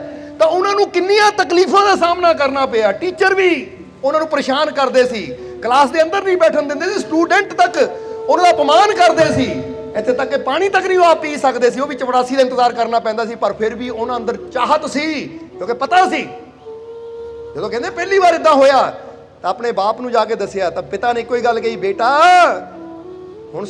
ਹੁਣ ਜਦੋਂ ਉਹਨਾਂ ਨੇ ਕਿਹਾ ਨਾ ਮੈਂ ਸਕੂਲ ਨਹੀਂ ਜਾਣਾ, ਉੱਥੇ ਮੇਰੇ ਨਾਲ ਇਦਾਂ ਹੁੰਦੀ ਹੈ, ਉਹਨਾਂ ਨੇ ਕਿਹਾ ਬੇਟਾ ਸਕੂਲ ਜਾਣਾ ਹੈ, ਕਿਉਂਕਿ ਇਹੀ ਚੀਜ਼ ਤਾਂ ਬਦਲਣੀ ਹੈ ਅਸੀਂ, ਔਰ ਇਹ ਫੇਰ ਹੀ ਬਦਲੇਗੀ ਜਦੋਂ ਤੂੰ ਮਿਹਨਤ ਕਰੇਗਾ। ਕਿਉਂਕਿ ਕਿਸੇ ਵੀ ਚੀਜ਼ ਨੂੰ ਬਦਲਣ ਵਾਸਤੇ ਉਹ ਤੋਂ ਹਾਰ ਨਹੀਂ ਮੰਨਣੀ, ਉਹਨਾਂ ਫਾਈਟ ਕਰਨੀ ਹੈ, ਲੜਨਾ। ਲੜਨ ਦਾ ਮਤਲਬ ਇਹ ਵੀ ਨਹੀਂ ਕਹਿੰਦੇ ਕਿ ਤੁਸੀਂ ਝਗੜੇ ਕਰਦੇ ਫਿਰੋ, ਲੜਨ ਦਾ ਮਤਲਬ ਆਪਣੇ ਅੰਦਰ ਹਿੰਮਤ ਪੈਦਾ ਕਰੋ ਕਿ ਮੈਂ ਡਰਨਾ ਨਹੀਂ ਹੈ। ਇਸ ਲਈ ਆਪਣੇ ਜੀਵਨ 'ਚ ਮੁਸ਼ਕਿਲ ਆਵੇ ਘਬਰਾਣਾ ਨਹੀਂ ਹੈ, ਹਿੰਮਤ ਰੱਖਣੀ ਹੈ, ਵਿਸ਼ਵਾਸ ਰੱਖਣਾ ਹੈ ਆਪਣੇ ਮਾਲਿਕ ਤੇ, ਕਿਉਂਕਿ ਤੁਹਾਡੇ ਅੰਦਰ ਉਹ ਸ਼ਕਤੀ ਹੈ, ਬਸ ਉਹਦੀ ਤਲਾਸ਼ ਕਰਨੀ ਹੈ। ਇਸ ਲਈ कल भी मुसाफिर था आज भी मुसाफिर हूं, कल अपनों की तलाश में था आज अपनी तलाश में हूं। इस करके अपनी तलाश करके देखिए असी कि बाहर का सफर बहुत कर लिया, हुण थोड़ा अपने अंदर सफर करके देखिए कि मेरे अंदर ये शक्ति बैठी है, उन्होंने जाना ਉਹਦੇ ਨਾਲ जुड़ा मैं, और ਉਹਦੇ ਨਾਲ मैं जुड़ सकता ਹਾਂ विश्वास ਦੇ ਨਾਲ, ਯਕੀਨ ਦੇ ਨਾਲ। ਜਿੱਦਾਂ ਸਮਝ ਲਓ ਕਿਸੇ ਨਾਲ ਕਨੈਕਸ਼ਨ ਉਦੋਂ ਹੀ ਜੁੜਦਾ ਜਦੋਂ ਹੁਣ ਤੁਸੀਂ ਕਿਸੇ ਨੂੰ ਫੋਨ ਨੰਬਰ ਮਿਲਾਉਣਾ ਹੋਵੇ ਤਾਂ ਨੰਬਰ ਡਾਇਲ ਕਰਨਾ ਹੀ ਪੈਂਦਾ ਹੈ, ਫੇਰ ਹੀ ਮਿਲਦਾ ਹੈ ਕਿ ਨਹੀਂ। द्रौपदी ना साड़ी खिंचण लगा, चीर हरण करन लगा, तो उसले द्रौपदी ने देखा कि हुण कोई मेरी मदद वास्ते नहीं आ रहा, फिर उन्हें फिर याद किया। हुण इत्थों ही पता लगता रब कहता मैं तो मदद करन नूं तैयार है, पर तू मैनू याद तो कर, मेरे ते विश्वास तो कर, जब तक तू आले दुआले दौड़ा फिरदा तो मैं किद्दां आवां। हुण बंदा नंबर डायल करेगा तो फिर ही रिंग बजेगी उत्थे, बोलो बजेगी कि नहीं। तो जे नंबर ही डायल ना करे तो बंदा दोष दे जावे, लै यार तू फोन नहीं चकदा, तू मेरी मदद वास्ते नहीं आया। ਹੁਣ ਕਈ ਵਾਰ ਦੇਖਿਆ ਨਾ ਤੁਸੀਂ ਕਿ ਯਾਰ ਦੋਸਤਾਂ ਨੂੰ ਲੋੜ ਹੁੰਦੀ, ਬੰਦਾ ਫਟਾਫਟ ਨੰਬਰ ਬਣਾਉਂਦਾ, ਤੇ ਜੇ ਨੰਬਰ ਹੀ ਨਾ ਮਿਲਾਵੇ ਤਾਂ ਬਾਅਦ ਚੋਂ ਦੋਸਤ ਕਿਤੇ 2-4 ਦਿਨਾਂ ਬਾਅਦ ਮਿਲੇ, ਉਹ ਤੂੰ ਮੇਰੀ ਹੈਲਪ ਕਰਨ ਨਹੀਂ ਆਇਆ, ਉਹ ਤੂੰ ਮੈਨੂੰ ਯਾਦ ਕਦੋਂ ਕੀਤਾ, ਦੱਸਿਆ ਕਦੋਂ, ਤੂੰ ਮੈਨੂੰ ਬੁਲਾਇਆ ਕਦੋਂ ਤੂੰ ਮੈਨੂੰ, ਔਰ ਜੇ ਤੂੰ ਬੁਲਾਇਆ ਨਹੀਂ ਤਾਂ ਫਿਰ ਤੂੰ ਮੈਨੂੰ ਕਹਿ ਕਿੱਦਾਂ ਸਕਦਾ ਹੈ। ਇਸ ਲਈ ਅਸੀਂ ਵੀ ਤੁਹਾਨੂੰ ਕੀ ਦੱਸਣਾ ਚਾਹੁੰਦੇ ਹਾਂ ਕਿ ਤੁਸੀਂ ਵੀ ਆਪਣਾ ਕਨੈਕਸ਼ਨ ਆਪਣੇ ਮਾਲਿਕ ਨਾਲ ਜੋੜ ਕੇ ਰੱਖੋ, ਕਿਉਂਕਿ ਜਿੱਥੇ ਉਹਦੀ ਰਹਿਮਤ ਨੇ ਕੰਮ ਆਣਾ ਹੈ, ਜਿੱਥੇ ਉਹਦੀ ਬਖਸ਼ਿਸ਼ ਨੇ ਕੰਮ ਆਣਾ, ਉੱਥੇ ਕਿਸੇ ਹੋਰ ਨੇ ਸਾਥ ਨਹੀਂ ਦੇਣਾ। और हिम्मत मिलती है ਉਹਦੇ साथ नाल, ताकत मिलती है ਉਹਦੇ साथ नाल, जीवन च हौसला मिलता है तो ਉਹਦੇ साथ नाल फिर तुसी नामुमकिन भी मुमकिन होंदा देखोगे। बस अपने अंदर एक विश्वास पैदा करो, अपने अंदर एक यकीन पैदा करो। बोलो करोगे कि नहीं। इसलिए अज तो लैके निडरता लियानी अपने अंदर, कॉन्फिडेंस बनो, शेर बनो। तुसी तूने हाथ रखा सर पे, मैं शेर बन गया हूं। शेर दी जिंदगी जीनी है, बहादुर दी जिंदगी जीनी है, डर डर के नहीं जीना। कोई दुख मुसीबत है तो डरना नहीं है, हिम्मत नाल ओहदा सामना करना और विश्वास रखना है कि हर मुश्किल चों मैं निकल सकदा है, क्योंकि मेरा मालिक मेरे। फिर कह दिओ मैनू अपने मालिक ते पूरा, मैनू अपने मालिक ते पूरा, मैनू अपने मालिक ते पूरा। और फिर कहांगे ਇਹ ਵਿਸ਼ਵਾਸ ਜਦੋਂ ਕਹਿੰਦੇ ਹੋ ਨਾ, ਸਿਰਫ ਜ਼ੁਬਾਨ ਤੋਂ ਨਹੀਂ ਕਹਿਣਾ, ਇੱਥੋਂ ਫੀਲ ਵੀ ਕਰਨਾ ਹੈ, ਇੱਥੋਂ ਮਹਿਸੂਸ ਵੀ ਕਰਨਾ ਹੈ। ਕਿਉਂਕਿ ਗੱਲ ਕੀ ਹੈ ਕਿ ਜਦੋਂ ਇੱਥੇ ਚੀਜ਼ ਹੁੰਦੀ ਹੈ ਨਾ, ਫਿਰ ਉਹਦਾ ਪ੍ਰਭਾਵ ਸਾਡੇ ਜੀਵਨ ਤੇ ਆਉਂਦਾ ਹੈ। ਬੋਲੋ ਸਮਝਦੇ ਹੋ ਕਿ ਨਹੀਂ? ਜਦੋਂ ਅਸੀਂ ਇੱਥੋਂ ਮੰਨ ਲੈਂਦੇ ਹਾਂ, ਤਾਂ ਹੀ ਤਾਂ ਤੁਸੀਂ ਕਈ ਵਾਰ ਗੌਰ ਨਾਲ ਦੇਖਣਾ ਜਾਂ ਸਮਝਣਾ ਕਿ ਘਰ ਦੇ ਵਿੱਚ ਨਾ ਅਸੀਂ ਕੋਈ ਡਰਾਵਣੀ ਮੂਵੀ ਦੇਖ ਲਈਏ ਤਾਂ ਸਾਡਾ ਦਿਲ ਜ਼ੋਰ ਨਾਲ ਧੜਕਣਾ ਸ਼ੁਰੂ ਕਰ ਦਿੰਦਾ, ਹਾਲਾਂਕਿ ਪਰਦੇ ਦੀ ਚੱਲ ਰਹੀ ਹੈ, ਪਰ ਧੜਕਣ ਵੱਧ ਜਾਂਦੀ ਹੈ ਸਾਡੀ, ਉਹ ਡਰਨਾ ਸ਼ੁਰੂ ਕਰ ਦਿੰਦੇ। ਫਿਰ ਬੰਦੇ ਨੂੰ ਕਿਤੇ ਹਨੇਰੇ ਕਮਰੇ 'ਚ ਵੀ ਜਾਣਾ ਹੋਵੇ ਤਾਂ ਡਰ ਲੱਗਦਾ, ਹੋ ਜਾਂਦਾ ਕਿ ਨਹੀਂ? ਇਦਾਂ ਕੀ ਸੀਗਾ, ਪਰਦੇ ਤੇ ਅਸੀਂ ਇੱਕ ਡਰਾਵਣਾ ਚਿੱਤਰ ਦੇਖ ਲਿਆ ਜਾਂ ਡਰਾਵਣੀ ਫਿਲਮ ਦੇਖ ਲਈ ਤਾਂ ਸਾਡੇ ਦਿਲ ਦੀਆਂ ਧੜਕਣਾਂ ਵੱਧ ਗਈਆਂ। ਹੁਣ ਜੇ ਕੋਈ ਡਰਾਵਣੀ ਚੀਜ਼ ਦੇਖ ਕੇ ਸਾਡੇ ਅੰਦਰ ਡਰ ਪੈਦਾ ਹੋ ਸਕਦਾ ਹੈ, ਤਾਂ ਫਿਰ ਅਸੀਂ ਗੁਰੂਆਂ ਰਹਿਬਰਾਂ ਦੀ ਜ਼ਿੰਦਗੀ ਨੂੰ ਦੇਖੀਏ, ਉਹਨਾਂ ਦੀ ਤਸਵੀਰ ਨੂੰ ਦੇਖੀਏ, ਆਪਣੇ ਮਾਲਕ ਦੇ ਨਾਮ ਨੂੰ ਜਪੀਏ, ਤਾਂ ਫਿਰ ਉਹਦੇ ਨਾਲ ਸਾਡੇ ਜੀਵਨ 'ਚ ਖੁਸ਼ੀਆਂ ਕਿਉਂ ਨਹੀਂ ਆ ਸਕਦੀਆਂ? ਆ ਸਕਦੀਆਂ ਹੈ, ਕਿਉਂਕਿ ਜਿੱਦਾਂ ਦੇ ਸਾਡੇ ਵਿਚਾਰ ਹੋਣੇ ਨਾ, ਜੋ ਅਸੀਂ ਗੱਲਾਂ ਕਰਨੀਆਂ ਹੈ। ਹੁਣ ਤੁਸੀਂ ਕਈ ਵਾਰ ਬੈਠ ਕੇ ਡਰਾਵਣੀਆਂ ਗੱਲਾਂ ਕਰਨੀਆਂ ਸ਼ੁਰੂ ਕਰ ਦਿਓ ਤਾਂ ਤੁਹਾਡੇ ਅੰਦਰ ਡਰ ਪੈਦਾ ਹੋਣਾ ਸ਼ੁਰੂ ਹੋਣਾ, ਵਿਸ਼ਵਾਸ ਦੀ ਗੱਲ ਸ਼ੁਰੂ ਕਰ ਦਿਓ ਤੁਹਾਡੇ ਅੰਦਰ। ਤਾਂ ਹੀ ਤਾਂ ਛਤਰਪਤੀ ਸ਼ਿਵਾਜੀ, ਉਹਨਾਂ ਦੀ ਜ਼ਿੰਦਗੀ ਬਾਰੇ ਕਈ ਵਾਰ ਜ਼ਿਕਰ ਕੀਤਾ, ਉਹ ਦੱਸਦੇ ਹੈ, ਕਿਸੇ ਨੇ ਪੁੱਛਿਆ ਤੁਹਾਡੀ ਬਹਾਦਰੀ ਦਾ ਰਾਜ ਕੀ ਹੈ? ਉਹ ਕਹਿੰਦੇ ਮੇਰੀ ਬਹਾਦਰੀ ਦਾ ਰਾਜ ਮੇਰੀ ਮਾਂ ਔਰ ਮੇਰਾ ਗੁਰੂ ਹੈ। ਕਿਉਂਕਿ ਮਾਂ ਨੇ ਮੈਨੂੰ ਬਚਪਨ 'ਚ ਹੀ ਵੀਰ ਕਥਾਵਾਂ ਸੁਣਾਈਆਂ, ਵੀਰਾਂ ਦੀਆਂ ਕਥਾਵਾਂ ਸੁਣਾਈਆਂ, ਮੈਨੂੰ ਉਹ ਕਥਾਵਾਂ ਸੁਣਾਈਆਂ ਕਿ ਕਿਸ ਤਰ੍ਹਾਂ ਇਨਸਾਨ ਨੇ ਮੁਸ਼ਕਿਲਾਂ ਦਾ ਸਾਹਮਣਾ ਕੀਤਾ। ਤਾਂ ਕਹਿੰਦੇ ਉਹ ਕਥਾਵਾਂ ਸੁਣ ਸੁਣ ਕੇ ਮੇਰੇ ਅੰਦਰ ਵੀ ਉਹ ਵਿਸ਼ਵਾਸ ਪੈਦਾ ਹੋ ਗਿਆ, ਜੇ ਉਹ ਕਰ ਸਕਦੇ ਤਾਂ ਮੈਂ ਕਿਉਂ ਨਹੀਂ। ਇਸ ਲਈ ਅਸੀਂ ਤੁਹਾਨੂੰ ਵੀ ਇਹੀ ਗੱਲ ਕਹਾਂਗੇ, ਆਪਣੇ ਬੱਚਿਆਂ ਨੂੰ ਡਰਾਓ ਨਾ, ਬਲਕਿ ਆਪਣੇ ਬੱਚਿਆਂ ਨੂੰ ਬਹਾਦਰ ਬਣਾਓ। ਇਹ ਨਾ ਕਹੋ ਕਿ ਮੇਰਾ ਬੱਚਾ ਹੈ ਨਲਾਇਕ ਹੈ, ਇਹ ਕੁਝ ਨਹੀਂ ਕਰ ਸਕਦਾ, ਬਲਕਿ ਇਹ ਕਹੋ ਮੇਰਾ ਬੱਚਾ ਬੜਾ ਲਾਇਕ ਹੈ, ਮੇਰਾ ਬੱਚਾ ਸਭ ਕੁਝ ਕਰ ਸਕਦਾ ਹੈ, ਮੇਰਾ ਬੱਚਾ ਬਹੁਤ ਬਹਾਦਰ ਹੈ। ਕਿਉਂਕਿ ਜਦੋਂ ਤੁਸੀਂ ਉਹਨੂੰ ਬਹਾਦਰ ਕਹੋਗੇ ਤਾਂ ਉਹਦੇ ਅੰਦਰ ਬਹਾਦਰੀ ਦੀ ਤਸਵੀਰ ਬਣਨੀ ਸ਼ੁਰੂ ਹੋਣੀ, ਇਮੇਜ ਬਣਨੀ ਸ਼ੁਰੂ ਹੋ ਜਾਣੀ, ਫਿਰ ਉਹਨਾਂ ਬਹਾਦਰੀ ਵਾਲਾ ਕੰਮ ਕਰਨ ਦੀ ਕੋਸ਼ਿਸ਼ ਕਰਨੀ। ਜਿੱਦਾਂ ਆਪਾਂ ਕਿਸੇ ਬੱਚੇ ਨੂੰ ਕਹਿੰਦੇ ਆ ਨਾ, ਉਹ ਬੇਟਾ ਤੂੰ ਬਹਾਦਰ ਕਰ, ਉਹ ਚੱਲ ਕਰ, ਸ਼ਾਬਾਸ਼ ਤੂੰ ਬਹੁਤ ਸ਼ੇਰ ਹੈ, ਤਾਂ ਬੱਚੇ ਅੰਦਰ ਹਿੰਮਤ ਆਉਂਦੀ। ਤੇ ਜੇ ਬੱਚੇ ਨੂੰ ਕਹੀ ਜਾਈਏ ਉਹ ਤੇਤੋਂ ਕਿੱਥੋਂ ਹੋਣਾ, ਤੂੰ ਨਹੀਂ ਕਰ ਸਕਦਾ, ਤੂੰ ਨਹੀਂ ਕਰ ਸਕਦਾ, ਤੁਸੀਂ ਦੇਖੋਗੇ ਬੱਚਾ ਉੱਤੇ ਬਹਿ ਜਾਏਗਾ ਵਿਚਾਰਾ। ਇਹਦਾ ਮਤਲਬ ਕੀ ਹੈ? ਹੁਣ ਤੁਹਾਡੇ ਅੰਦਰ ਕੋਈ ਬਿਮਾਰੀ ਵੀ ਹੈ ਨਾ, ਤੁਹਾਡੇ ਮਨ ਨਾਲ ਕਹਿਣਾ ਬਿਮਾਰੀ ਬੜੀ ਉਹ ਨਹੀਂ, ਇਹ ਠੀਕ ਹੋ ਜਾਣੀ ਹੈ, ਹੋ ਜਾਣੀ ਹੈ ਠੀਕ, ਕਿਉਂਕਿ ਮਾਲਕ ਦੀ ਰਹਿਮਤ ਹੋਵੇ, ਉਹਦੀ ਕਿਰਪਾ ਹੋਵੇ ਤਾਂ ਸੰਭਵ ਵੀ ਸੰਭਵ ਹੋ ਜਾਂਦਾ ਹੈ। ਜਦੋਂ ਬੰਦਾ ਇਦਾਂ ਦੀ ਪੋਜ਼ਿਟਿਵ ਗੱਲ ਬੋਲਦਾ ਹੈ ਤਾਂ ਬੰਦੇ ਦੀ ਜ਼ਿੰਦਗੀ ਬਦਲਣੀ ਸ਼ੁਰੂ ਹੋ ਜਾਂਦੀ ਹੈ। ਇਸ ਲਈ ਅੱਜ ਤੋਂ ਇੱਕ ਬਚਨ ਕਰੋਗੇ, ਕਦੀ ਨੈਗੇਟਿਵ ਨਾ ਬੱਚਿਆਂ ਨੂੰ ਬੋਲਣਾ, ਨਾ ਆਪਣੇ ਆਪ ਨੂੰ ਬੋਲਣਾ ਹੈ।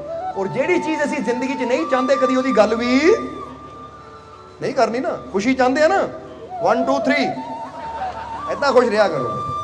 ਹੁਣ ਘਰ ਜਾ ਕੇ 1 2 3 ਕਰ ਲਿਆ ਕਰੋ ਕਦੀ ਕਦੀ, ਕਿ ਮੈਂ ਹੱਸਣਾ ਹੈ, ਮੁਸਕਰਾਣਾ ਹੈ। ਜੇ ਮੈਨੂੰ ਖੁਸ਼ੀ ਚਾਹੀਦੀ ਤਾਂ ਗੱਲ ਹੀ ਮੈਂ ਕਿਹੜੀ ਕਰਨੀ ਹੈ? ਫਿਰ ਖੁਸ਼ੀ ਦੀ ਕਰਨੀ ਹੈ ਨਾ, ਕਿਉਂਕਿ ਜਿਹੜੀ ਚੀਜ਼ ਮੈਨੂੰ ਚਾਹੀਦੀ ਨਹੀਂ, ਫਿਰ ਉਹਦੀ ਗੱਲ ਵੀ ਕੀ ਕਰਨੀ, ਉਹਦੇ ਬਾਰੇ ਸੋਚਣਾ ਵੀ ਕੀ। ਜੇ ਮੈਨੂੰ ਚਾਹੀਦੀ ਮਾਲਕ ਦੀ ਰਹਿਮਤ ਹੈ, ਚਾਹੀਦੀ ਜੀਵਨ 'ਚ ਖੁਸ਼ੀ ਹੈ, ਤਾਂ ਮੈਂ ਗੱਲ ਵੀ ਖੁਸ਼ੀ ਦੀ ਕਰਨੀ ਹੈ। ਹੈਰਾਨੀ ਤਾਂ ਸਾਨੂੰ ਉਦੋਂ ਹੁੰਦੀ ਜਦੋਂ ਬੰਦਾ ਹੋਣਾ ਤਾਂ ਕਾਮਯਾਬ ਚਾਹੁੰਦਾ, ਗੱਲਾਂ ਹਰ ਵੇਲੇ ਨਾ ਕਾਮਯਾਬੀ ਦੀਆਂ ਕਰਦਾ ਹੈ। ਚਾਹੁੰਦਾ ਬੰਦਾ ਖੁਸ਼ੀ ਹੈ ਤਾਂ ਗੱਲਾਂ ਹਰ ਵੇਲੇ ਦੁੱਖ ਦੀਆਂ ਬੰਦਾ ਕਰੀ ਜਾਂਦਾ ਹੈ। ਮੈਨੂੰ ਆਹ ਦੁੱਖ ਹੈ, ਮੈਨੂੰ ਉਹ ਪਰੇਸ਼ਾਨੀ, ਤਾਂ ਖੁਸ਼ੀ ਕਿੱਥੋਂ ਆਏਗੀ? ਇਸ ਲਈ ਅੱਜ ਤੋਂ ਜੇ ਜੀਵਨ 'ਚ ਖੁਸ਼ੀ ਚਾਹੁੰਦੇ ਹੋ ਤਾਂ ਫਿਰ ਖੁਸ਼ੀ ਦੀ ਗੱਲ ਕਰੋ, ਵਿਸ਼ਵਾਸ ਦੀ ਗੱਲ ਕਰੋ। ਜੇ ਜੀਵਨ 'ਚ ਦੁੱਖ ਵੀ ਹੋਵੇ ਨਾ, ਜਿੱਦਾਂ ਦੱਸਿਆ ਸੱਟ ਲਾਇਓ, ਉਹ ਕੋਈ ਗੱਲ ਨਹੀਂ, ਸੱਟਾਂ ਲੱਗਦੀਆਂ ਰਹਿੰਦੀਆਂ, ਮਾਲਕ ਨਾਲੇ ਵੀ ਠੀਕ ਹੋ ਜਾਏਗੀ, ਕਾਹਦੀ ਟੈਨਸ਼ਨ। ਤਾਂ ਜੇ ਕਹੀ ਹਾਏ ਆਹ ਦੇਖ ਲੱਗ ਗਈ, ਕਿਉਂਕਿ ਕਈਆਂ ਨੂੰ ਆਦਤ ਹੀ ਹੁੰਦੀ ਹੈ, ਉਹ ਕਈਆਂ ਨੂੰ ਆਦਤ ਹੁੰਦੀ ਮਾੜੇ ਆ ਦਰਦ, ਜਦ ਤੱਕ ਟੈਲੀਫੋਨ ਕਰਕੇ ਸਾਰੇ ਰਿਸ਼ਤੇਦਾਰਾਂ ਨੂੰ ਦੱਸ ਦੇਣਗੇ ਨਾ ਮੈਨੂੰ ਆਹ ਹੋ ਗਿਆ, ਉਦੋਂ ਤੱਕ ਚੈਨ ਹੀ ਨਹੀਂ ਆਉਂਦੀ ਉਹਨਾਂ ਨੂੰ। ਉਹ ਫਿਰ ਖਬਰ ਕੋ ਲੋਕੀ ਘਰ ਲੈਣ ਆਣਗੇ ਨਾ। ਹੁਣ ਸੱਚ ਦੱਸੀਏ ਕਿ ਜਦੋਂ ਇਨਸਾਨ ਬਿਮਾਰ ਹੁੰਦਾ ਨਾ, ਘਰ 'ਚ ਲੋਕੀ ਖਬਰ ਲੈਣ ਆਣਗੇ ਤਾਂ ਬੰਦਾ ਲੇਟਿਆ ਕਿੱਦਾਂ ਇਦਾਂ, ਤਾਂ ਉਹ ਬਿਮਾਰੀ ਲੰਬੀ ਹੋ ਜਾਂਦੀ ਹੈ। ਇਸ ਕਰਕੇ ਅਸੀਂ ਕਹਾਂਗੇ ਖੁਸ਼ੀ ਦੀ ਗੱਲ ਹੈ ਤਾਂ ਰੌਲਾ ਪਾਓ, ਬਿਮਾਰੀ ਦੀ ਗੱਲ ਹੈ ਤਾਂ ਇਦਾਂ ਕਰੋ ਗੁਆਂਢੀ ਨੂੰ ਪਤਾ ਨਾ ਲੱਗੇ, ਕਿਸੇ ਨੂੰ ਪਤਾ ਨਹੀਂ, ਜ਼ਿਕਰ ਹੀ ਨਾ ਕਰੋ, ਤਾਂ ਤੁਸੀਂ ਪਾਓਗੇ ਬਿਮਾਰੀ ਜਲਦੀ ਠੀਕ ਹੋ ਜਾਏਗੀ। ਕਿਉਂਕਿ ਜਦੋਂ ਕਿਸੇ ਚੀਜ਼ ਨੂੰ ਅਹਿਮੀਅਤ ਨਹੀਂ ਦਿੰਦੇ ਨਾ ਅਸੀਂ, ਤਾਂ ਉਹ ਫਿਰ ਜਲਦੀ ਦੌੜਦੀ ਵੀ ਹੈ। ਤਾਂ ਜਦੋਂ ਉਹਨੂੰ ਇੱਜ਼ਤ ਹੀ ਇੰਨੀ ਮਿਲਣੀ, ਮਾਣ ਹੀ ਇੰਨਾ ਮਿਲਣਾ, ਉਹਨੂੰ ਕਹਿਣਾ ਭਾਈ ਇੱਥੋਂ ਜਾਣਾ ਹੀ ਨਹੀਂ, ਸਨਮਾਨ ਹੀ ਬੜਾ ਮਿਲ ਰਿਹਾ, ਇੱਥੋਂ ਜਾਣ ਦੀ ਲੋੜ ਕੀ ਹੈ ਮੈਨੂੰ। ਅੱਜ ਬੰਦਾ ਕਰਦਾ ਕੀ ਹੈ? ਕਿਸੇ ਨੂੰ ਪੁੱਛੋ ਕੀ ਤੂੰ ਬਿਮਾਰ ਹੋਣਾ ਚਾਹੁੰਦਾ ਹੈ ਜਾਂ ਖੁਸ਼, ਤੰਦਰੁਸਤ? ਮੈਂ ਤੰਦਰੁਸਤ ਹੋਣਾ ਚਾਹੁੰਦਾ ਹਾਂ। ਤਾਂ ਫਿਰ ਗੱਲ ਵੀ ਅੱਜ ਮੈਂ ਫੈਸਲਾ ਕਰ ਲਿਆ ਤੰਦਰੁਸਤੀ ਦੀ ਕਰਨੀ ਹੈ, ਖੁਸ਼ੀਆਂ ਦੀ ਕਰਨੀ ਹੈ। ਠੀਕ ਹੈ, ਜੀਵਨ 'ਚ ਦੁੱਖ ਹੈ ਪਰ ਦੁੱਖਾਂ ਦੀ ਗੱਲ ਜ਼ਿਕਰ ਨਹੀਂ ਕਰਨਾ। ਕਿਉਂਕਿ ਜੇ ਉਹਦਾ ਜ਼ਿਕਰ ਕਰੀ ਜਾਈਏ ਨਾ, ਜਿੱਦਾਂ ਹੁਣ ਫਰਜ਼ ਕਰੋ ਇੱਕ ਬੰਦਾ ਅੱਜ ਬਿਮਾਰ ਹੈ, ਕੱਲ ਨੂੰ ਠੀਕ ਹੋ ਗਿਆ, ਫਿਰ ਕਹੀ ਜਾਵੇ ਮੈਂ ਭਾਈ 2 ਮਹੀਨੇ ਪਹਿਲਾਂ ਬੜਾ ਬਿਮਾਰ ਸੀ, 2 ਮਹੀਨੇ ਪਹਿਲਾਂ ਬੜਾ ਬਿਮਾਰ, ਬਿਮਾਰੀ ਦੀ ਗੱਲ ਕਰ ਰਿਹਾ, ਜਲਦੀ ਬਿਮਾਰੀ ਨੇ ਦੁਬਾਰਾ ਵੀ ਆ ਜਾਣਾ ਹੈ। ਕਿਉਂਕਿ ਜਿਹੜੀ ਚੀਜ਼ ਨੂੰ ਅਸੀਂ ਬੋਲੀ ਜਾਣਾ, ਜਿੱਦਾਂ ਹੁਣ ਅੱਖਾਂ ਬੰਦ ਕਰਕੇ ਜੇ ਤੁਸੀਂ ਨਾ ਕਿਸੇ ਚੀਜ਼ ਬਾਰੇ ਸੋਚੋ ਤਾਂ ਉਹਦੀ ਤਸਵੀਰ ਬਣਨੀ ਸ਼ੁਰੂ ਹੋ ਜਾਣੀ ਕਿ ਨਹੀਂ? ਹੁਣ ਅੱਖਾਂ ਬੰਦ ਕਰਕੇ ਤੁਸੀਂ ਘੋੜਾ ਸੋਚੋ, ਘੋੜੇ ਦੀ ਤਸਵੀਰ ਬਣ ਜਾਣੀ, ਹਾਥੀ ਸੋਚੋ, ਹਾਥੀ ਦੀ ਤਸਵੀਰ ਬਣ ਜਾਣੀ ਹੈ, ਗੁਲਾਬ ਸੋਚੋ, ਗੁਲਾਬ ਦੀ ਤਸਵੀਰ ਬਣ ਜਾਣੀ। ਕਿਉਂਕਿ ਜਿਹਦੇ ਬਾਰੇ ਤੁਸੀਂ ਵਿਚਾਰ ਕਰਨੇ ਵੇ ਉਹੀ ਅਕਸਰ ਆਣੇ ਸ਼ੁਰੂ ਹੋ ਜਾਣੇ ਆ। ਤਾਂ ਜੇ ਬਿਮਾਰੀ ਦਾ ਜ਼ਿਕਰ ਕਰਾਂਗੇ, ਬਿਮਾਰੀ ਦਿਮਾਗ 'ਚ ਆਏਗੀ ਤਾਂ ਦਿਮਾਗ ਤੋਂ ਸਰੀਰ ਤੱਕ ਆਉਣ ਲੱਗਿਆ ਟਾਈਮ ਲੱਗੇਗਾ। ਫਿਰ ਤਾਂ ਜੇ ਖੁਸ਼ੀ ਬਾਰੇ ਸੋਚਾਂਗੇ, ਖੁਸ਼ੀ ਦਿਮਾਗ ਵਿੱਚ ਆਏਗੀ ਤਾਂ ਦਿਮਾਗ ਤੋਂ ਚਿਹਰੇ ਤੇ ਸਮਾਈਲ ਆਉਣ ਲੱਗਿਆ ਕੋਈ ਟਾਈਮ ਲੱਗੇਗਾ। ਇਸ ਕਰਕੇ ਖੁਸ਼ੀ ਚਾਹੀਦੀ ਹੈ ਨਾ। ਅੱਜ ਤੋਂ ਖੁਸ਼ੀ ਬਾਰੇ ਸੋਚਣਾ ਹੈ। सोचोगे कि नहीं? हंस के दिखाओ फिर। और डरना नहीं है, विश्वास रखना है। जीवन में मुश्किल आएगी तो मुश्किल तो डरना, विश्वास रखना है कि जो मुश्किल आई है तो मैनू यकीन अपने मालिक दा हल भी, जे प्रॉब्लम है तो हल भी मेरे मालिक की रहमत नाल। इसलिए अज तो ये विश्वास लैके जाना है, ये खुशी लैके जानी, पॉजिटिविटी लैके जानी है। बहुत रो लिया, बहुत डर लिया, हुण जिंदगी च बदलाव चाहिए है, हुण जिंदगी च खुशी चाहिए है। तो हुण जे खुशी चाहिए है तो अपने आप नाल ही वादा करो कि अज तो मैं खुशी बारे ही सोचना है, तो खुशी की गल ही करनी है। और जिदा मैं रोटी खाण नूं टाइम कढदा, नहाण नूं टाइम कढदा आ, सौण नूं टाइम कढदा, इदां ही मैं 10-15 मिनट लावां ते घर दे जिन्ने मैंबर इकट्ठे कर लवां। बोलो समझदे हो कि नहीं? हुण फिर कहांगे जे घर दे ना भी साथ देण तां आप तां करो कम से कम। कई बार हो सकदा तुसीं सत्संग सुनिया तो घर जाके पत्नी कहे पति नूं आजा बह के हसीए, दिमाग खराब हो गया तेरा है? हसण दा टाइम, टेंशनां इन्नियां हिस्सा ਉਹ ਭਾਈ ਤੇਰੀ ਟੈਨਸ਼ਨ ਲੈਣ ਨਾਲ ਟੈਨਸ਼ਨਾਂ ਘਟ ਗਈਆਂ, ਹੁਣ ਇੱਕ ਵਾਰ ਹੱਸ ਕੇ ਦੇਖ ਲੈ ਸ਼ਾਇਦ ਘਟ ਹੀ ਜਾਣ। ਬਰੋ ਸਮਝਦੇ ਹੋ ਆਪਣੇ? ਇਸ ਕਰਕੇ ਫਿਰ ਤੁਹਾਨੂੰ ਕਵਾਂਗੇ ਕਿ ਕੋਈ ਨਾ ਵੀ ਸਾਥ ਦੇਵੇ ਤਾਂ ਤੁਸੀਂ ਆਪ ਤਾਂ ਕਮ ਸੇ ਕਮ ਥੋੜਾ ਖੁਸ਼ ਹੋ ਹੀ ਸਕਦੇ ਹੋ। 45 ਦਿਨ ਅੱਜ ਤੋਂ ਸ਼ੁਰੂ ਕਰ ਲਿਓ, 45 ਦਿਨ ਬਾਅਦ ਆ ਕੇ ਦੱਸਿਓ ਬਦਲਾਅ ਆਇਆ ਕਿ ਨਹੀਂ ਆਇਆ।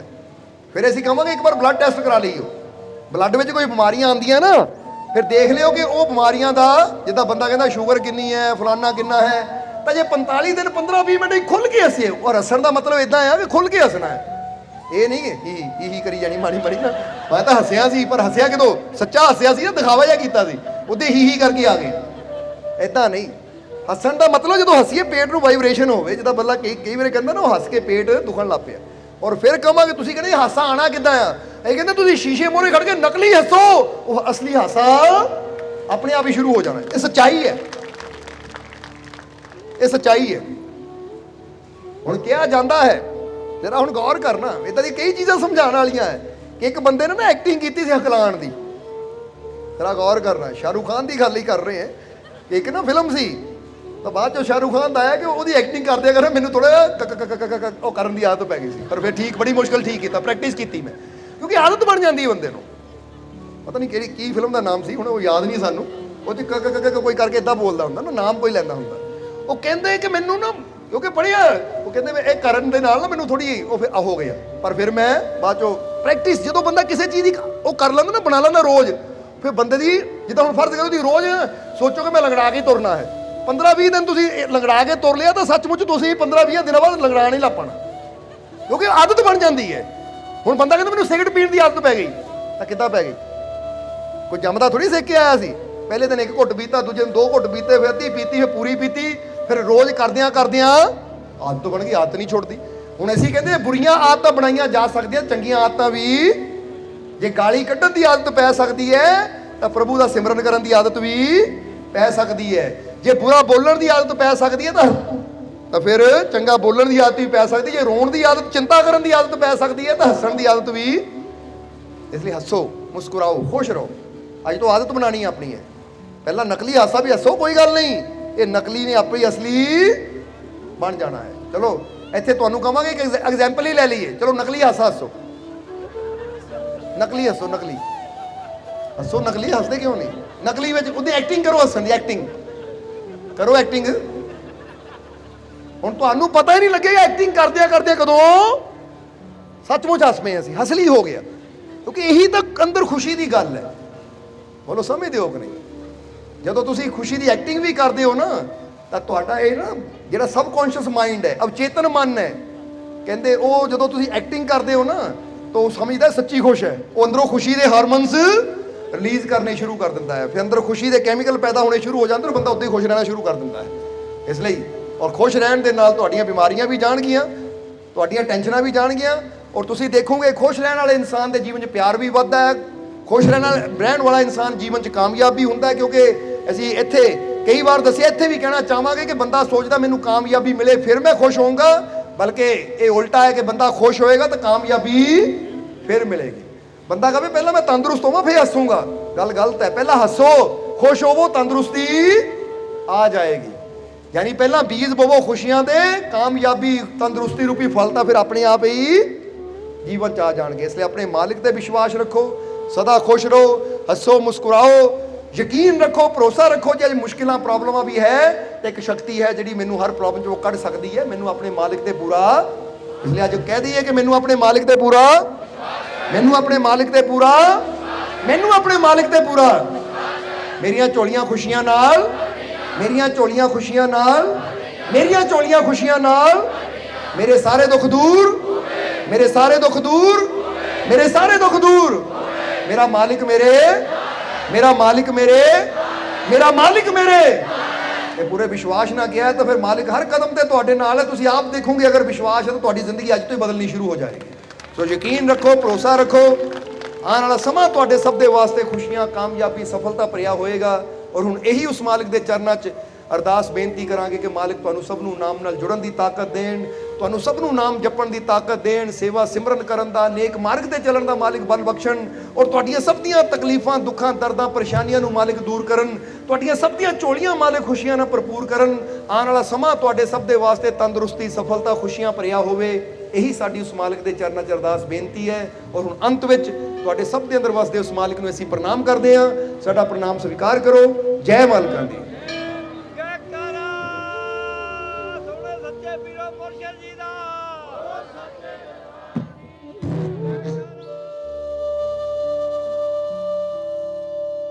वीडियो अच्छी लगी हो तो कृपया इसे शेयर जरूर करें। आपके शेयर करने से अगर किसी की जिंदगी में अच्छा बदलाव आता है, पॉजिटिव चेंज आती है, तो ये भी आपकी तरफ से किया गया एक नेक कर्म होगा, एक सेवा होगी। तो वीडियो को शेयर जरूर करें और वीडियो देखने के लिए सर्व संजय दरबार कांटियां शरीफ यूट्यूब चैनल को सब्सक्राइब करें और फेसबुक पेज को फॉलो करना ना भूलें। जय माता दी।